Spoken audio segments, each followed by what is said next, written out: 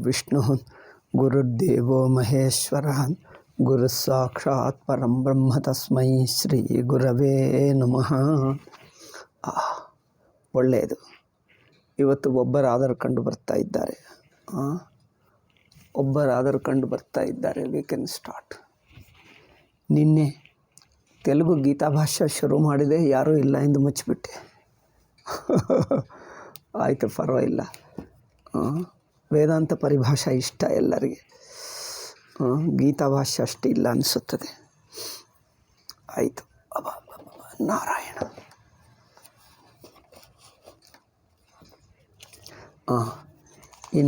ಇನ್ ಪರಿಭಾಷೆಯಲ್ಲಿ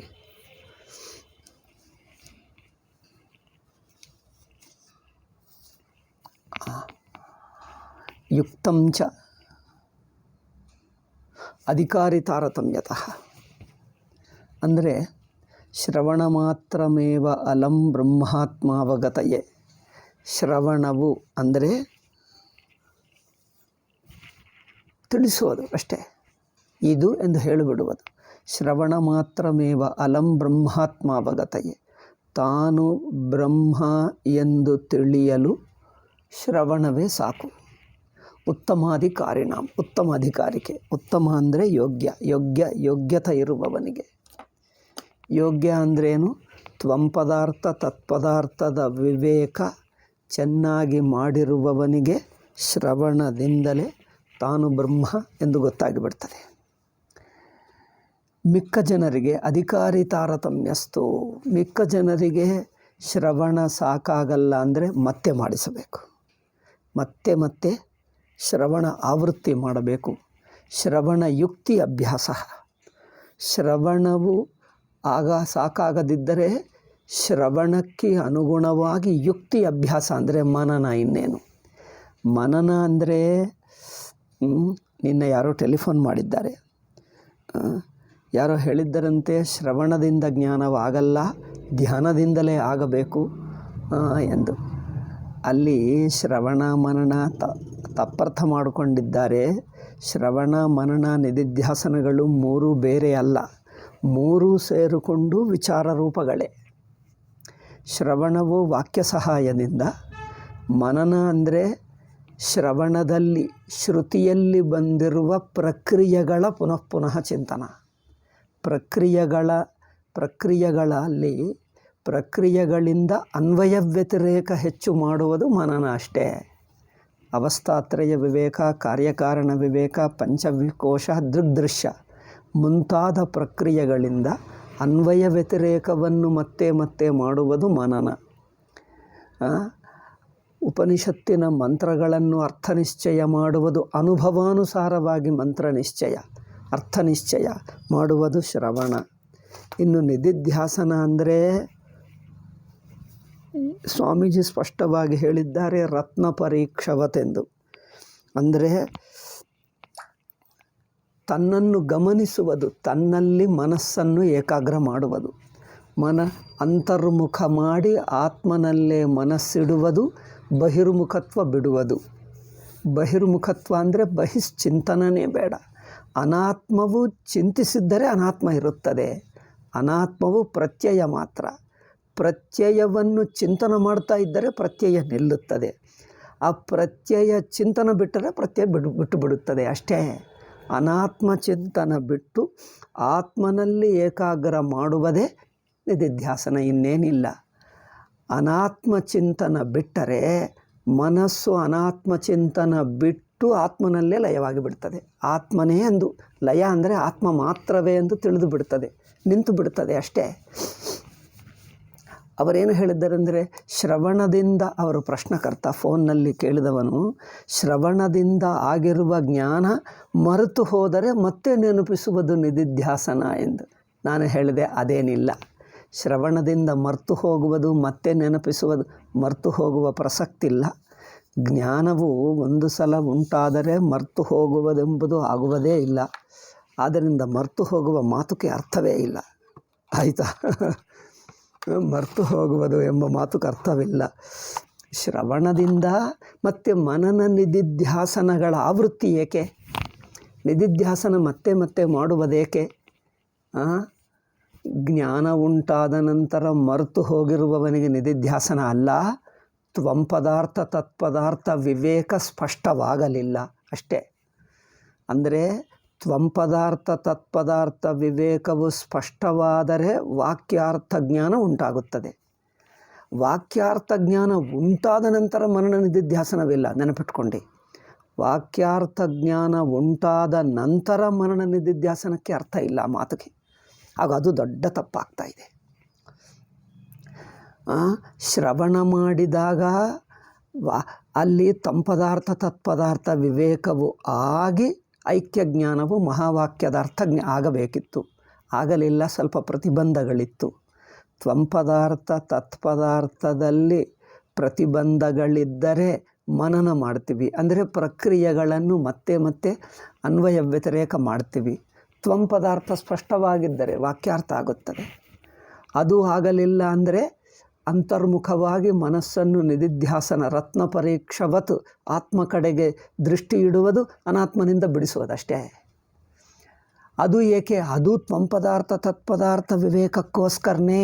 ನೋಡಿ, ಮತ್ತೆ ಶ್ರವಣ ಮನನ ನಿಧಿಧ್ಯಾಸನಗಳ ಆವೃತ್ತಿ ಏತಕ್ಕೆ ಅಂದರೆ ತತ್ಪದಾರ್ಥ ತ್ವಂ ಪದಾರ್ಥಗಳ ಜ್ಞಾನವು ಅಂದರೆ ವಿವೇಕ, ಜ್ಞಾನ ಅಂದರೆ ವಿವೇಕವೇ. ತ್ವಂ ಪದಾರ್ಥ ವಿವೇಕವಾಗಲಿಲ್ಲ, ಅನಾತ್ಮ ಅಧ್ಯಾಸ, ತನ್ನಲ್ಲಿರುವ ಅನಾತ್ಮ ಅಧ್ಯಾಸ ಸ್ಪಷ್ಟವಾಗಿ ಬಿಟ್ಟಿಲ್ಲ. ಅನಾತ್ಮದು ಒಂದು ಚೂರು ಎಲ್ಲೋ ಹೊಂದಿಕೊಂಡು ಒಂದು ಚೂರು ಇದ್ದು ಬಿಡ್ತದೆ.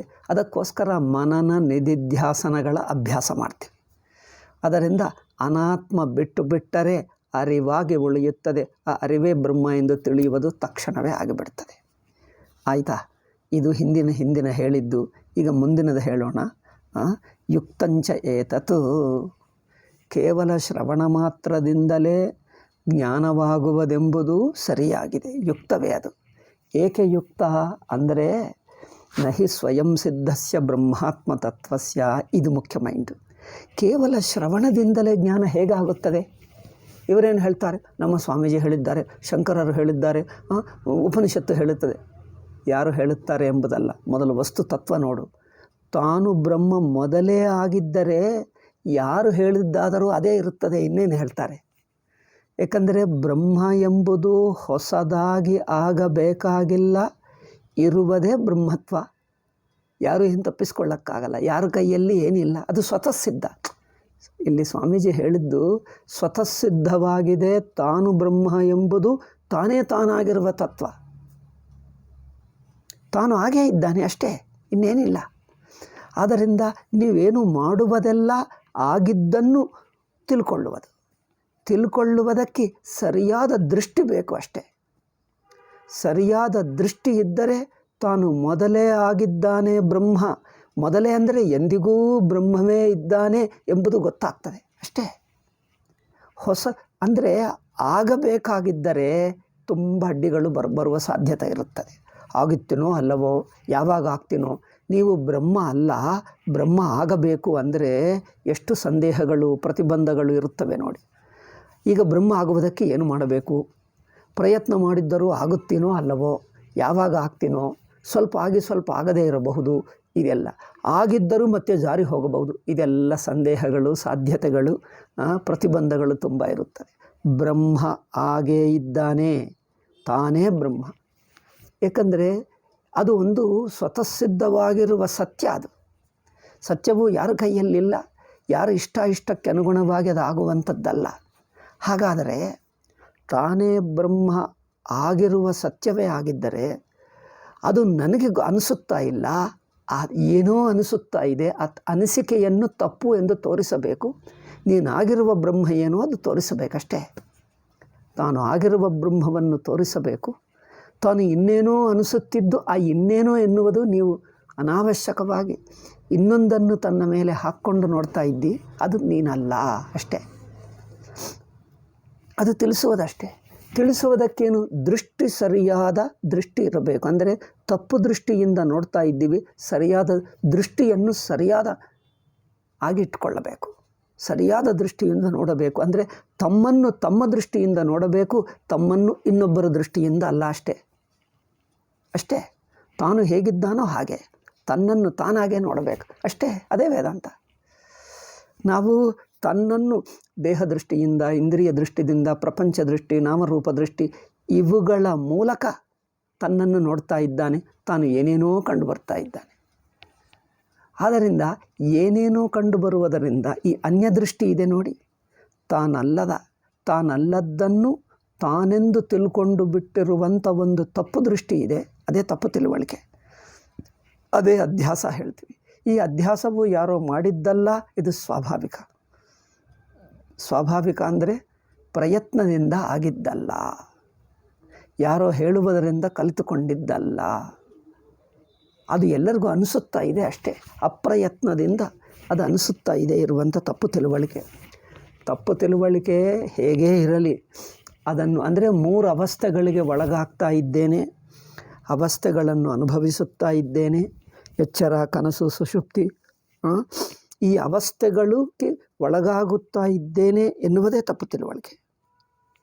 ಅವಸ್ಥೆಗಳನ್ನು ಅನುಭವಿಸುವಂಥವನು ಅದೇ ತಪ್ಪು. ನೀನು ಅವಸ್ಥಾರಹಿತ, ನಿತ್ಯ ಸಿದ್ಧ ಎನ್ನುವುದೇ ತಾನು. ಅವಸ್ಥೆಗಳ ಮೂಲಕ ತನ್ನನ್ನು ನೋಡ್ತಾ ಇದ್ದಾನೆ, ಅವಸ್ಥೆಗಳು ಉಳ್ಳವನಾಗಿ ನೋಡ್ತಾ ಇದ್ದಾನೆ. ನೀನು ಅವಸ್ಥೆಗಳು ಉಳ್ಳವನಲ್ಲ, ನಿನಗೆ ಅವಸ್ಥೆಗಳೇ ಇಲ್ಲ. ನೀನು ಎಂದಿಗೂ ಒಂದೇ ಆಗಿದ್ದಿ. ಇದನ್ನು ಇದ್ದ ಹಾಗೆ ತೋರಿಸುವುದಷ್ಟೇ. ಯುಕ್ತಂ ಅದಕ್ಕೋಸ್ಕರನೇ ನನ್ನಲ್ಲಿ ಈ ಅವಸ್ಥೆಗಳು ಇವೆಯೋ, ಅವಸ್ಥೆ ಬಿಟ್ಟು ಹೋಗಿ ತಾನಿರುತ್ತಾನೋ ಅದೇ ವಿವೇಕ. ವಿವೇಕ ಮಾಡಬೇಕು. ವಿವೇಕ ಅಂದರೇನು? ತಾನು ಯಾರು?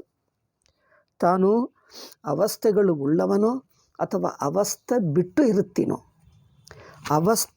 ಅವಸ್ಥೆ ಬಿಟ್ಟು ಇರುವ ನಮ್ಮಲ್ಲಿ ಒಂದು ಅನುಭವ ಇದೆ, ಅದು ನೋಡಬೇಕು. ಅನುಭವ ಇದೇನು? ಅವಸ್ಥೆಗಳನ್ನು ಬಿಟ್ಟಿರುವ ತಮ್ಮ ಸ್ವರೂಪ ಇದ್ದರೆ ಅದನ್ನು ನೋಡಬೇಕಷ್ಟೆ.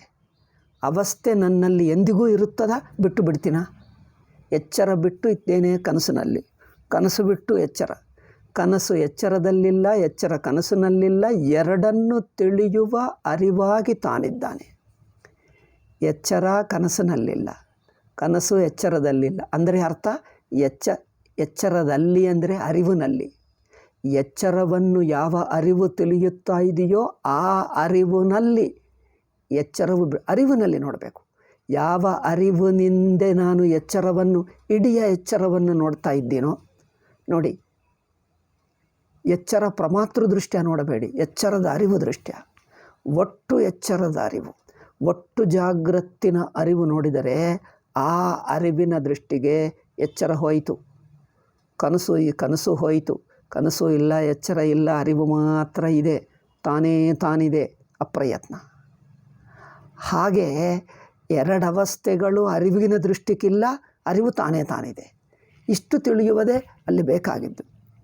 ಆದ್ದರಿಂದ ನಹಿ ಸ್ವಯಂ ಸಿದ್ಧಸ್ಯ ಬ್ರಹ್ಮಾತ್ಮತತ್ವಸ್ಯ ವಾಕ್ಯೇನ ಸ್ಮಾರಣಂ ಮುಕ್ತ್ವಾ. ವಾಕ್ಯದಿಂದ ಸ್ಮಾರಣಂ ಅಂದರೆ ನೆನಪಿಸುವುದು, ಜ್ಞಾಪಿಸುವುದಷ್ಟೇ. ತಾನು ಬ್ರಹ್ಮ ಎಂಬ ಸತ್ಯವನ್ನು ಜ್ಞಾಪಿಸುವುದು, ನೆನಪಿಸುವುದು, ಇದು ಬಿಟ್ಟು ಬೇರೆ ಕೆಲಸ ಇಲ್ಲ, ಬೇಕಾಗಿಲ್ಲ. ಅನ್ಯತ್ ಕಿಂಚಿದ್ ಅಪೇಕ್ಷಿತಂ ಸಂಭಾವ್ಯತೆ. ಇನ್ನು ಬೇರೆ ಯಾವ ಸಾಧನೆಯೂ ಬೇಕಾಗಿಲ್ಲ. ಮಿಕ್ಕ ಸಾಧನೆಗಳೆಲ್ಲ ಇಷ್ಟೆಲ್ಲ ಮಾಡುವುದಕ್ಕೆ, ಇಷ್ಟೊಂದು ಮಾಡುವುದಕ್ಕೆ. ಅಂದರೆ ತನ್ನನ್ನು ತಾನು ಸರಿಯಾಗಿ ನೋಡುವ ಯೋಗ್ಯನಾಗಬೇಕು. ಆ ಯೋಗ್ಯತೆಗೋಸ್ಕರ ಅಂತಃಕರಣ ಶುದ್ಧಿ, ಮಿಕ್ಕದೇನೋ ಮಾಡ್ತೀವಿ. ಅಂತಃಕರಣ ಶುದ್ಧಿ, ವೈರಾಗ್ಯ ಗಟ್ಟಿಯಾಗಿದ್ದರೆ, ಅಂತರ್ಮುಖವಾಗಿದ್ದರೆ, ಅಂತರ್ಮುಖ ಅಂದರೇನು? ಹೊರಗಿನ ಪದಾರ್ಥಗಳು, ನಾಮರೂಪಗಳು ಅದು ಏನೋ ಬೆಳೆ ಉಳ್ಳವುಗಳು ಎಂದು ಅನಿಸಲೇಬಾರದು. ಪ್ರಪಂಚ ನಾಮರೂಪ, ಒಟ್ಟು ಪ್ರಪಂಚ ಏನಿಲ್ಲ, ಕಸ ಕಡ್ಡಿ ಬಿಟ್ಟು ಏನಿಲ್ಲ. ಇಡೀ ಪ್ರಪಂಚದಲ್ಲಿರುವ ನಾನು ಯಾರಾಗಿದ್ದೇನೆ, ಹೇಗಿದ್ದೇನೆ, ಏನು ಮಾಡಿದೆ, ಏನು ಮಾಡಲಿಲ್ಲ, ಏನು ಮಾಡಿದರೆ ಅರ್ಥವಿಲ್ಲ.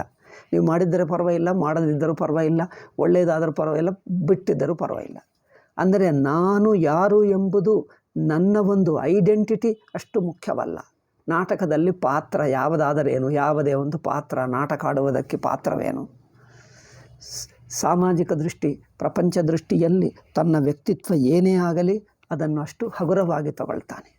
ತೋರುವ ಪ್ರಪಂಚ, ಅದಕ್ಕೆ ಪರಿಹಾರವೇನಿಲ್ಲ, ಶಾಶ್ವತವಾದ ಪರಿಹಾರವೇನಿಲ್ಲ. ಪ್ರಪಂಚ ಹೇಗೆ ಇದ್ದರೂ ಅದೆಲ್ಲ ತೋರಿಕೆ ಮಾತ್ರ. ತೋರಿಕೆ ವಿಷಯದಲ್ಲಿ ಆಗ್ರಹ ಬೇಕೆ? ಯಾವುದು ಹೇಗಿರಬೇಕು, ಎಷ್ಟಿರಬೇಕು, ಏನಿರಬೇಕು, ಏನಿದ್ದರೆ ಹಾಗೆ, ಹೇಗಿದ್ದರೆ ಹಾಗೆ, ಎಷ್ಟಿದ್ದರೆ ಅಷ್ಟೇ.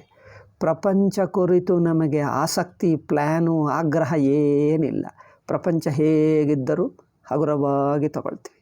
ನಾನು ಯಾರಾಗಿದ್ದರೂ ಹೇಗಿದ್ದರೂ ಹಗುರವಾಗಿ ತಗೊಳ್ತೀನಿ. ನನ್ನ ವಿಷಯದಲ್ಲಿ ಆಗ್ರಹವೇ ಇಲ್ಲ, ಪ್ರಪಂಚ ವಿಷಯದಲ್ಲಿ ಆಗ್ರಹವಿಲ್ಲ. ಯಾವುದು ಹೇಗಿದ್ದರೂ ಸುಮ್ಮನೆ ತೋರ್ತದೆ ಅಷ್ಟೇ. ಹೀಗೆ ತತ್ಪದಾರ್ಥ ವಿಷಯ, ತ್ವಂಪದಾರ್ಥ ವಿಷಯ ಸ್ಪಷ್ಟವಾಗಿರಬೇಕು. ನಾವು ವ್ಯವಹಾರ ಮಾಡುತ್ತಾ ಮಾಡುತ್ತಾ ಮಾಡುತ್ತಾ ವಸ್ತುಗಳಲ್ಲಿ, ಘಟನೆಗಳಲ್ಲಿ, ಮನುಷ್ಯರ ಮೇಲೆ ಕೆಲವು ಆಸಕ್ತಿ ಇಟ್ಕೊಂಡಿದ್ದೀವಿ. ಅದಾಗಬೇಕು, ಇದಾಗಬೇಕು, ಹೀಗಾಗಬೇಕು, ಹೀಗೇ ಆಗಬೇಕು, ಹಾಗೆ ಆಗಬಾರದು. ಒಂದು ಚೂರಾದರ ಆಸಕ್ತಿ ಇದ್ದರೆ ಅಡ್ಡಿ ಮಾಡ್ತದೆ. ಅದರಿಂದ ಪ್ರಪಂಚವೆಲ್ಲ ಸುಮ್ಮನೆ ಹಗುರ. ಆಟ ಅಂದರೆ ನಿಜವಾದ ಆಟ. ಆಟಕ್ಕೆ ಏನು ಆಗ್ರಹವೇನು? ನಾವು ಭಗವಂತನ ಲೀಲಾ ಎಂದು ಹೇಳ್ತಾರೆ ಶಾಸ್ತ್ರದಲ್ಲಿ. ಲೀಲಾ ಅಂದರೆ ಅರ್ಥ, ಅದನ್ನು ನೆಗೆಟಿವ್ ತಪ್ಪಾಗಿ ಅರ್ಥ ಮಾಡಿಕೊಳ್ಳಬಾರದು. ಲೀಲೆ ಅಂದರೆ ಅರ್ಥವೇನೆಂದರೆ ಅದು ಸುಮ್ಮನೆ ಆಟ. ಅದಕ್ಕೆ ಯಾವ ವಿಷಯದಲ್ಲಿ ಆಗ್ರಹ ಮಾಡಬೇಡ. ಒಬ್ಬನು ಗೆಲ್ಲುತ್ತಾನೆ, ಒಬ್ಬನು ಸೋತು ಹೋಗ್ತಾನೆ, ಒಬ್ಬನು ಏನಾಗ್ತದೆ, ಹೇಗಾದರೂ ಆಟ. ಆಟ ಅಂದರೆ ಆಟಕ್ಕೆ ಗೆಲುವು ಸೋಲುಗಳಿವೆ ಅಂದರೆ ಆಟ ಆಗಲ್ಲ. ನೋಡಿ, ಆಟಕ್ಕೆ ಗೆಲುವು ಸೋಲುಗಳಿದ್ದರೆ ಆಟ ಆಗಲ್ಲ. ಗೆದ್ದರೂ ಆಟ, ಸೋತರೂ ಆಟ. ಗೆದ್ದರೂ ಅಷ್ಟೇ, ಸೋತರೂ ಅಷ್ಟೇ, ಎರಡಕ್ಕೆ ವ್ಯತ್ಯಾಸವಿಲ್ಲ ಅಂದರೆ ಆಟ. ಅದು ನೋಡಿ, ಜನರೇನು ಮಾಡ್ತಾರೆ, ಆಟ ಆಡಿ ಆಟಕ್ಕೆ ಗೆಲುವು ಸೋಲುಗಳು ಮುಖ್ಯವಾಗಿಟ್ಕೊಳ್ತಾರೆ. ಆಟಕ್ಕೆ ಗೆಲುವು ಸೋಲುಗಳು ಮುಖ್ಯವಾಗಿದ್ದರೆ ಅದು ಆಟ ಅಲ್ಲ, ಅಲ್ಲವೇ? ಗೆಲುವು ಸೋಲುಗಳು ಆಟ ಆಗಿಬಿಡಬೇಕು. ಆಟ ಅಂದರೆ ಹಗುರವಾಗಿ ತಗೊಳ್ಳುವುದು ಆಟ. ವ್ಯತ್ಯಾಸ ನೋಡಿದ್ದೀರಾ? ಆಟ ಅಂದರೆ ಗೆಲುವು ಸೋಲುಗಳು ಎರಡಾದರೂ ನಗತಕ್ಕದ್ದೇ. ಸೋತು ಹೋದರೂ ನಗುತ್ತಾನೆ, ಗೆದ್ದರೂ ನಗುತ್ತಾನೆ. ಗೆದ್ದರೆ ತಾನೇನು ದೊಡ್ಡವನಾಗಲ್ಲ, ಸೋತು ಹೋದರೆ ತಾನೇನು ಕಮ್ಮಿ ಆಗಲ್ಲ. ಸೋತು ಹೋದರೂ ಅದೇ ಅರ್ಥ, ಗೆದ್ದರೂ ಅದೇ ಆನಂದ. ಗೆದ್ದರೂ ಅದೇ ಆನಂದ, ಸೋತು ಹೋದರೂ ಅದೇ ಆನಂದ. ತಾನು ಏನು ಮಾಡಿದ್ದರೂ ಮಾಡದಿದ್ದರೂ ಜನರಿಗೆ ಅನಿಸುತ್ತದೆ, ಅಯ್ಯೋ ನಾನು ಹಾಗೆ ಮಾಡಬೇಕಿತ್ತು, ಹೀಗೆ ಮಾಡಬೇಕಿತ್ತು, ಇಷ್ಟು ಸಾಧಿಸಬೇಕಿತ್ತು. ನೀವು ಇಷ್ಟುವರೆಗೂ ಏನೇನಾಯಿತೋ ಅಷ್ಟು ಸರಿಯಾಗಿದೆ. ಕೆಲವೊಮ್ಮೆ ಮಾಡಬೇಕೆಂದು ತುಂಬ ಆಸೆ ಇತ್ತು, ಯಾವುದೂ ಆಗಲಿಲ್ಲ. ಕೆಲವು ಏನೇನೋ ಮಾಡಿಬಿಟ್ಟಿದ್ದೇವೆ, ನಮಗಿಷ್ಟವಿಲ್ಲ, ಮಾಡಿದ್ದೇವೆ. ಆ ಕಾಲದಲ್ಲಿ ಮನಸ್ಸಿನಲ್ಲಿ ಏನೋ ರಜೋಗುಣನೋ ತಮೋಗುಣನೋ ಏನೋ ಬುದ್ಧಿ ಬಂತು, ಮಾಡಿದ್ದೇವೆ. ಯಾವುದೇ ಮಾಡಿಸಲಿ ಅದು ಪ್ರಕೃತಿ ಗುಣವೇ ಹೊರತು ನಾವು ಮಾಡಲಿಲ್ಲ. ಪ್ರಕೃತಿ ಗುಣ ಇತ್ತು, ಆ ಗುಣ ಮಾಡಿತು, ನಮಗೆ ಏಕೆ ಚಿಂತ? ನಮ್ಮಲ್ಲಿ ರಜೋಗುಣ ಬಂತು, ರಜೋಗುಣ ಕೆಲಸ ಮಾಡಿಸ್ತದೆ. ತಮೋಗುಣ ಬಂತು, ತಮೋಗುಣ ಕೆಲಸ ಮಾಡಿಸ್ತದೆ. ಸತ್ವಗುಣ ಬಂತು, ಸತ್ವಗುಣ ಮಾಡಿಸ್ತದೆ. ನಿಮ್ಮದು ಒಳ್ಳೆಯದಲ್ಲ, ಕೆಟ್ಟದು ಅಲ್ಲ, ಅದು ಪ್ರಕೃತಿ ಗುಣ ಮಾಡಿತು. ನಮಗೇಕೆ ಮಧ್ಯದಲ್ಲಿ? ಪ್ರಕೃತಿ ಗುಣ ಮಾಡಿಸಿತು. ನಾನು ಒಳ್ಳೆಯದು ಅಲ್ಲ, ಕೆಟ್ಟದು ಅಲ್ಲ, ರಜೋಗುಣದಿಂದ ಮಾಡಿರುವ ಕೆಲಸವೂ ಅಲ್ಲ, ತಮೋಗುಣದಿಂದ ಆಗಿರುವ ಕೆಲಸ ಅಲ್ಲ, ಸತ್ವಗುಣ ಮಾಡಿದ್ದು ಅಲ್ಲ, ಯಾವುದೂ ನಾನಲ್ಲ. ಅಂದರೆ ನನ್ನ ಮೂಲಕ ನನ್ನ ದೇಹೇಂದ್ರಿಯಗಳು ಹೇಗಿದ್ದರೂ ಪರವಾಗಿಲ್ಲ. ಅದೊಂದು ನಾಟಕ. ಯಾವ ಪಾತ್ರ ಆದರೇನು, ಯಾವ ಡೈಲಾಗ್ ಹೇಳಿದ್ದರೇನು, ಹೇಗೆ ಹೇಳಿದ್ದರೆ ಏನು, ಅದೊಂದು ಸುಮ್ಮನೆ ನಾಟಕ. ಅಂದರೆ ತನ್ನ ವ್ಯಕ್ತಿತ್ವವನ್ನು ಹಗುರವಾಗಿ ತಗೊಳ್ತಾನೆ. ಅಯ್ಯೋ ನಾನು ಹಾಗಿರಬೇಕು, ಹೀಗಿರಬೇಕು, ಯಾವ ವಿಷಯದಲ್ಲಿ ಆಗ್ರಹವಿಲ್ಲ. ಹಾಗಿರಬೇಕು, ಹೇಗಿದ್ದರೂ ಒಂದು ನಾಟಕದಲ್ಲಿ ಹೇಗಿರಬೇಕಪ್ಪ, ಹಾಗೆ ತನ್ನ ವ್ಯಕ್ತಿತ್ವವು, ದೇಹ, ಇಂದ್ರಿಯ, ಮನಸ್ಸುಗಳು, ಅವುಗಳ ಕೆಲಸಗಳು ಸುಮ್ಮನೆ ನಡೆಯುತ್ತವೆ. ಯಾವುದು ಹೇಗಿದ್ದರೂ ಸರಿಯಾಗೇ ಇದೆ. ನೀವು ಹೇಗಿದ್ದರೂ, ಯಾರಾಗಿದ್ದರೂ, ಹೇಗಿದ್ದರೂ ಸರಿಯಾಗಿದೆ. ಏನು ಪರವಾಗಿಲ್ಲ. ಅಯ್ಯೋ ನಾನು ಇದು ಮಾಡಿದ್ದೀನಿ ಸರಿಯಾಗಿದೆ, ಸರಿಯಾಗಿದೆ. ಅಯ್ಯೋ ನಾನು ಮಾತ್ರ ಮಾಡಲಿಲ್ಲ, ಅದು ಸರಿಯಾಗಿದೆ. ಅಯ್ಯೋ ಇದೇನಪ್ಪ ಹೌದು. ಏನು ಮಾಡಿದ್ದರೆ ಸರಿ, ಏನು ಮಾಡದಿದ್ದರೆ ಸರಿ, ಏನು ವ್ಯತ್ಯಾಸ? ಯಾರು ಹೇಗಿದ್ದರೂ ಅಷ್ಟೇ ಸರಿಯಾಗಿದೆ. ಅಂದರೆ ಆಯಾ ಸಂದರ್ಭಕ್ಕೆ ಅನುಗುಣವಾಗಿ ಮಾಡ್ತೀವಿ ಅಷ್ಟೇ. ಅದನ್ನು ಆ ಸಂದರ್ಭಕ್ಕೆ ಅನುಗುಣವಾಗಿ ಹೇಗಿದೆ ಎಂದು ಅಷ್ಟೇ ನೋಡಬೇಕೇ ಹೊರತು ಪರ್ಮನೆಂಟ್ ದೃಷ್ಟ್ಯ, ಶಾಶ್ವತ ದೃಷ್ಟ್ಯ ಯಾವುದು ನಿಜವಾಗಿ ಒಳ್ಳೆಯದಲ್ಲ, ಯಾವುದು ನಿಜವಾಗಿ ಕೆಟ್ಟದಲ್ಲ. ಶಾಶ್ವತ ದೃಷ್ಟ್ಯ ನೋಡಿದ್ದರೆ ಆಯಾ ಸಂದರ್ಭಕ್ಕೆ ಒಳ್ಳೆಯದು ಅನಿಸಿದ್ದಾಗ ಹಾಗೆ ಮಾಡಿದ್ದೀವಿ, ನಡೆಯಿತು ಅಷ್ಟೇ. ಆಯಾ ಸಂದರ್ಭಕ್ಕೆ ಎಷ್ಟು ಮಾಡಿದ್ದೀವೋ ಅಷ್ಟು ಮಾಡಿದ್ದೀವಿ, ಏನು ಅನಿಸಿತೋ ಅಷ್ಟೇ. ಯಾವುದು ಹೇಗೆ ಅನಿಸಬೇಕು, ಏನು ಅನಿಸಬೇಕು, ಅಯ್ಯೋ ಹಾಗೆ ಮಾಡಿದ್ದರೆ ಇರಬಹುದಿತ್ತೆ, ಅಯ್ಯೋ ನಾನು ಹಾಗೆ ಮಾಡಬೇಕಿತ್ತೆ, ಅಯ್ಯೋ ಹೀಗೆ ಮಾಡಬೇಕಿತ್ತು, ಏಕಪ್ಪ ಪಶ್ಚಾತ್ತಾಪಗಳು. ಚಿಕ್ಕ ಮಗುವಾಗಿರುವಾಗ ನೀವು ಆಟ ಆಡ್ತಿದ್ದೀವಿ, ಅಲ್ಲಿ ಹೋಗಿದ್ದೆ, ಇಲ್ಲಿ ಹೋಗಿದ್ದೆ, ಆ ವಸ್ತು ಹಿಡಿದೆ, ಅಯ್ಯೋ ನಾನು ಹಾಗೆ ಮಾಡಬಾರ್ದಿತ್ತು. ಈಗೇನು ಮಾಡ್ತೀವಿ? ಅದು ಮಗುಗೆ ಏನು ಗೊತ್ತೋ, ಏನು ಮಾಡಬೇಕು ಅದು ಮಾಡಿದೆ ಅಷ್ಟೇ. ಏನು ಮಾಡಿದ್ದರೂ ಸರಿಯಾಗೇ ಇದೆ. ಮಗು ಹಾಗೆ ಮಾಡಬೇಕಿತ್ತು, ಹೀಗೆ ಮಾಡಬೇಕಿತ್ತು ಯಾರಾದರೂ ಆಗ್ರಹ ಮಾಡ್ತಾರ? ಮಗು ಹೇಗೆ ಆಟ ಆಡಿದ್ದರೆ ಅದೇ ಸರಿ. ಕೆಲವೊಮ್ಮೆ ಆಟ ಆಡ್ತಾ ಒಂದು ಹರಿದು ಹಾಕ್ತಾನೆ ಪುಸ್ತಕ, ಒಂದು ವಸ್ತುವನ್ನು ಒಡೆದು ಹಾಕ್ತಾನೆ, ಅದು ಸರಿಯಾಗಿದೆ ಅಲ್ಲವೇ? ಹಾಗೆ ನಾನು, ನನ್ನ ದೇಹ, ನನ್ನ ಇಂದ್ರಿಯ, ಮನಸ್ಸುಗಳು ಆಯಾ ಸಂದರ್ಭಕ್ಕೆ ಏನು ಅನಿಸಿತೋ, ನಮಗೆ ಯಾವುದು ಸರಿ ಅನಿಸಿತೋ ಹಾಗೆ ಮಾಡಿದ್ದೇವೆ. ಯಾವುದು ಹೇಗಿರಬೇಕೆಂಬ ಆಗ್ರಹವೇ ಇಲ್ಲ. ಹೇಗಿದ್ದರೂ ಹಾಗೆ ಇರತಕ್ಕದ್ದೇ ಆಯಿತು, ಆಗತಕ್ಕದ್ದೇ ಆಯಿತು, ಇರತಕ್ಕದ್ದೇ ಇತ್ತು ಅಲ್ಲವೇ. ಯಾವುದು ಆಗಬಾರದಿತ್ತೋ ಆಗಲಿಲ್ಲ, ಅಷ್ಟೇ. ಯಾವ ವಿಷಯದಲ್ಲಿ ಆಗ್ರಹವಿಲ್ಲ. ಇಷ್ಟುವರೆಗೂ ನನ್ನ ಜೀವನವೆಲ್ಲ ಸರಿಯಾಗೇ ಇದೆ. ಅಂದರೆ ನನಗೆ ಏನೂ ಒಂದು ಆ್ಯಂಬಿಷನ್, ಒಂದು ಆಸಕ್ತಿ, ನಾನು ಹಾಗಿರಬೇಕು, ಹೀಗಾಗಬೇಕು, ಯಾವುದಕ್ಕೆ ಅರ್ಥ ಇಲ್ಲ. ಎಲ್ಲವೂ ಆನಂದವಾಗೇ ಇದೆ. ಅಂದರೆ ನಾನು ಎಂಬ ವಿಷಯದಲ್ಲಿ ನಾನು ಹಾಗಿರುವುದು ಹೀಗುವುದೆಂಬ ಆಗ್ರಹವಿಲ್ಲ. ಇದೆಲ್ಲ ತನ್ನ ಅರಿವಿಗೆ ಗೊತ್ತಾಗ್ತಾ ಇದೆ. ಸಾಕ್ಷಿಯಾಗಿದ್ದಾನೆ. ಸಾಕ್ಷಿ ಅಂದರೆ ಅರ್ಥವೇನು? ಎಲ್ಲವೂ ಗೊತ್ತಾಗ್ತಾ ಇದೆ. ಗೊತ್ತಾಗುವುದಂದರೆ ಅರ್ಥವೇನು? ಅದರ ವಿಷಯದಲ್ಲಿ ಆಗ್ರಹವಿಲ್ಲ, ಸುಮ್ಮನೆ ತಿಳಿಯುತ್ತೇನೆ. ಎಲ್ಲಿ ಆಗ್ರಹವಿಲ್ಲವೋ, ಯಾವುದು ಹೇಗೆ ನಡೆದಿದ್ದರೂ ಹಾಗೆ ತಿಳ್ಕೊಳ್ತೀವಿ. ಅದಕ್ಕೆ ಹಿಗ್ಗುವುದೂ ಇಲ್ಲ, ಕುಗ್ಗುವುದೂ ಇಲ್ಲ. ಒಳ್ಳೆಯದು ಎಂದಿಲ್ಲ, ಕೆಟ್ಟದು ಎಂದಿಲ್ಲ. ಏನಾಯಿತೋ ಅದೇ, ಹೇಗಾಯಿತೋ ಅದೇ. ಹಾಗೆ ಆಗಿದ್ದನ್ನು ಆಗಿದ ಹಾಗೆ ತಿಳ್ಕೊಳ್ಳುವುದು. ಮತ್ತು ಇನ್ನೊಂದು ಆಯಿತು ಅದು ತಿಳ್ಕೊಳ್ತೀವಿ, ಮತ್ತು ಇನ್ನೊಂದು ಆಯಿತು ಅದು ತಿಳ್ಕೊಳ್ಳುವುದು ಅಷ್ಟೇ. ಅರಿವಾಗಿರುವುದು ಅಷ್ಟೇ. ಅದೇ ಸಾಕ್ಷಿ. ಹಾಗೆ ತನ್ನನ್ನು ಸಾಕ್ಷಿಯಾಗಿ ತಿಳಿಯುವುದು. ಕೆಲವೊಮ್ಮೆ ಅನಾರೋಗ್ಯ ಇರುತ್ತದೆ, ಆಯಿತು, ಔಷಧಿ ಬೇಕಾದರೆ ಔಷಧಿ ಸಿಕ್ಕಿದರೆ ತಗೋ, ಇಲ್ಲದಿದ್ದರೆ ನಡೆಯುತ್ತದೆ. ಕೆಲವು ದಿವಸ ಹಾಗೆ ನಡೆಯುತ್ತೆ. ನಂತರ ಔಷಧಿ ಸಿಗ್ತದೆ, ತಗೋ. ಸಿಗಲಿಲ್ಲ, ಸುಮ್ಮನೆ ಇರು, ಏನು ಮಾಡ್ತೀವಿ? ಅಂದರೆ ಯಾವ ಸಂದರ್ಭಕ್ಕೆ ಹೇಗಾಗುತ್ತದೋ ಹಾಗೆ ಒಪ್ಪಿಕೊಂಡು ಮನಸ್ಸು ಮುಂದುವರಿಯುತ್ತದೆ. ಈ ತರಹ ನೋಡುವುದನ್ನೇ ಲೀಲಾ ಮಾತ್ರ ಎಂದು ಹೇಳಿದ್ದೇವೆ. ಲೀಲೆ ಪ್ರಪಂಚವೂ ಅಷ್ಟೇ. ಪ್ರಪಂಚವನ್ನು ಯಾರೂ ಶಾಶ್ವತ ಪರಿಹಾರ ಮಾಡೋಕ್ಕಾಗಲ್ಲ. ಆಯಾ ಸಂದರ್ಭದಲ್ಲಿ ಏನು ಮಾಡಬೇಕೋ ಅದು ಮಾಡ್ತೀವಿ ಅಲ್ಲವೇ. ಆಯಾ ಸಂದರ್ಭಕ್ಕೆ ಏನು ಮಾಡಬೇಕೋ ಅದು ಮಾಡುವುದರಲ್ಲಿ ಎಷ್ಟು ಮಾಡೋಕ್ಕಾಗುತ್ತದೋ ಅಷ್ಟೇ ಮಾಡ್ತೀವಿ. ಏನು ಮಾಡತಕ್ಕದ್ದೋ, ಎಷ್ಟು ಮಾಡೋಕ್ಕಾಗುತ್ತದೋ ಅಷ್ಟೇ ಮಾಡ್ತೀವಿ. ಮಾಡೋಕ್ಕಾಗಲಿಲ್ಲ, ಅಯ್ಯೋ ಅತಿ ಮುಖ್ಯ, ಹೌದು ಮುಖ್ಯವಾಯಿತು, ಹಾಳಾಯಿತು, ಆಗಲಿ, ಏನು ಮಾಡ್ತೀವಿ? ನಮ್ಮಿಂದ ಆಗಲಿಲ್ಲ, ಅಷ್ಟೇ ಆಯಿತು, ಅಷ್ಟೇ ಮಾಡಿದ್ದೀವಿ ಅಷ್ಟೇ. ಯಾವುದೇ ಆಗಲಿ ಪ್ರಪಂಚದಲ್ಲಿ ಯಾವ ಸಂದರ್ಭದಲ್ಲಿ ಏನು ಮಾಡೋಕ್ಕಾಯಿತೋ, ಎಷ್ಟು ಮಾಡೋಕ್ಕಾಯಿತೋ ಅಷ್ಟೇ ಮಾಡಿದ್ದೀವಿ. ಅದಕ್ಕಿಂತ ಹೆಚ್ಚು ನಮ್ಮ ಕೈಯಲ್ಲೇ ಇಲ್ಲ, ಏನು ಮಾಡ್ತೀವಿ? ಅಥವಾ ಕೈಯಲ್ಲಿತ್ತು ಬಟ್ ಆವಾಗ ಬುದ್ಧಿ ಹೊಳೆಯಲಿಲ್ಲ, ಏನು ಮಾಡ್ತೀವಿ? ಎಷ್ಟು ಹೊಳೆಯಿತೋ ಅಷ್ಟೇ ಮಾಡಿದ್ದೀವಿ. ಆವಾಗ ಹೊಳೆಯಲಿಲ್ಲ, ಸ್ವಲ್ಪ ಹೊತ್ತು 5 ನಿಮಿಷ ನಂತರ ಹೊಳೆಯಿತು, ಬಟ್ ಟೈಮ್ ಆಗೇ ಹೋಯಿತು. ಆವಾಗ ಆಗಿದ್ದೇನಾಯಿತು, ಈಗ ಮತ್ತೆ ವಾಪಸ್ ಬರೋಕ್ಕಾಗಲ್ಲ. ಆದ್ದರಿಂದ ಪ್ರಪಂಚ ಯಾವುದು ಹೇಗಿರಬೇಕೋ ತ್ರಿಗುಣಾತ್ಮಕ, ಸತ್ವಗುಣ, ರಜೋಗುಣ, ತಮೋಗುಣ.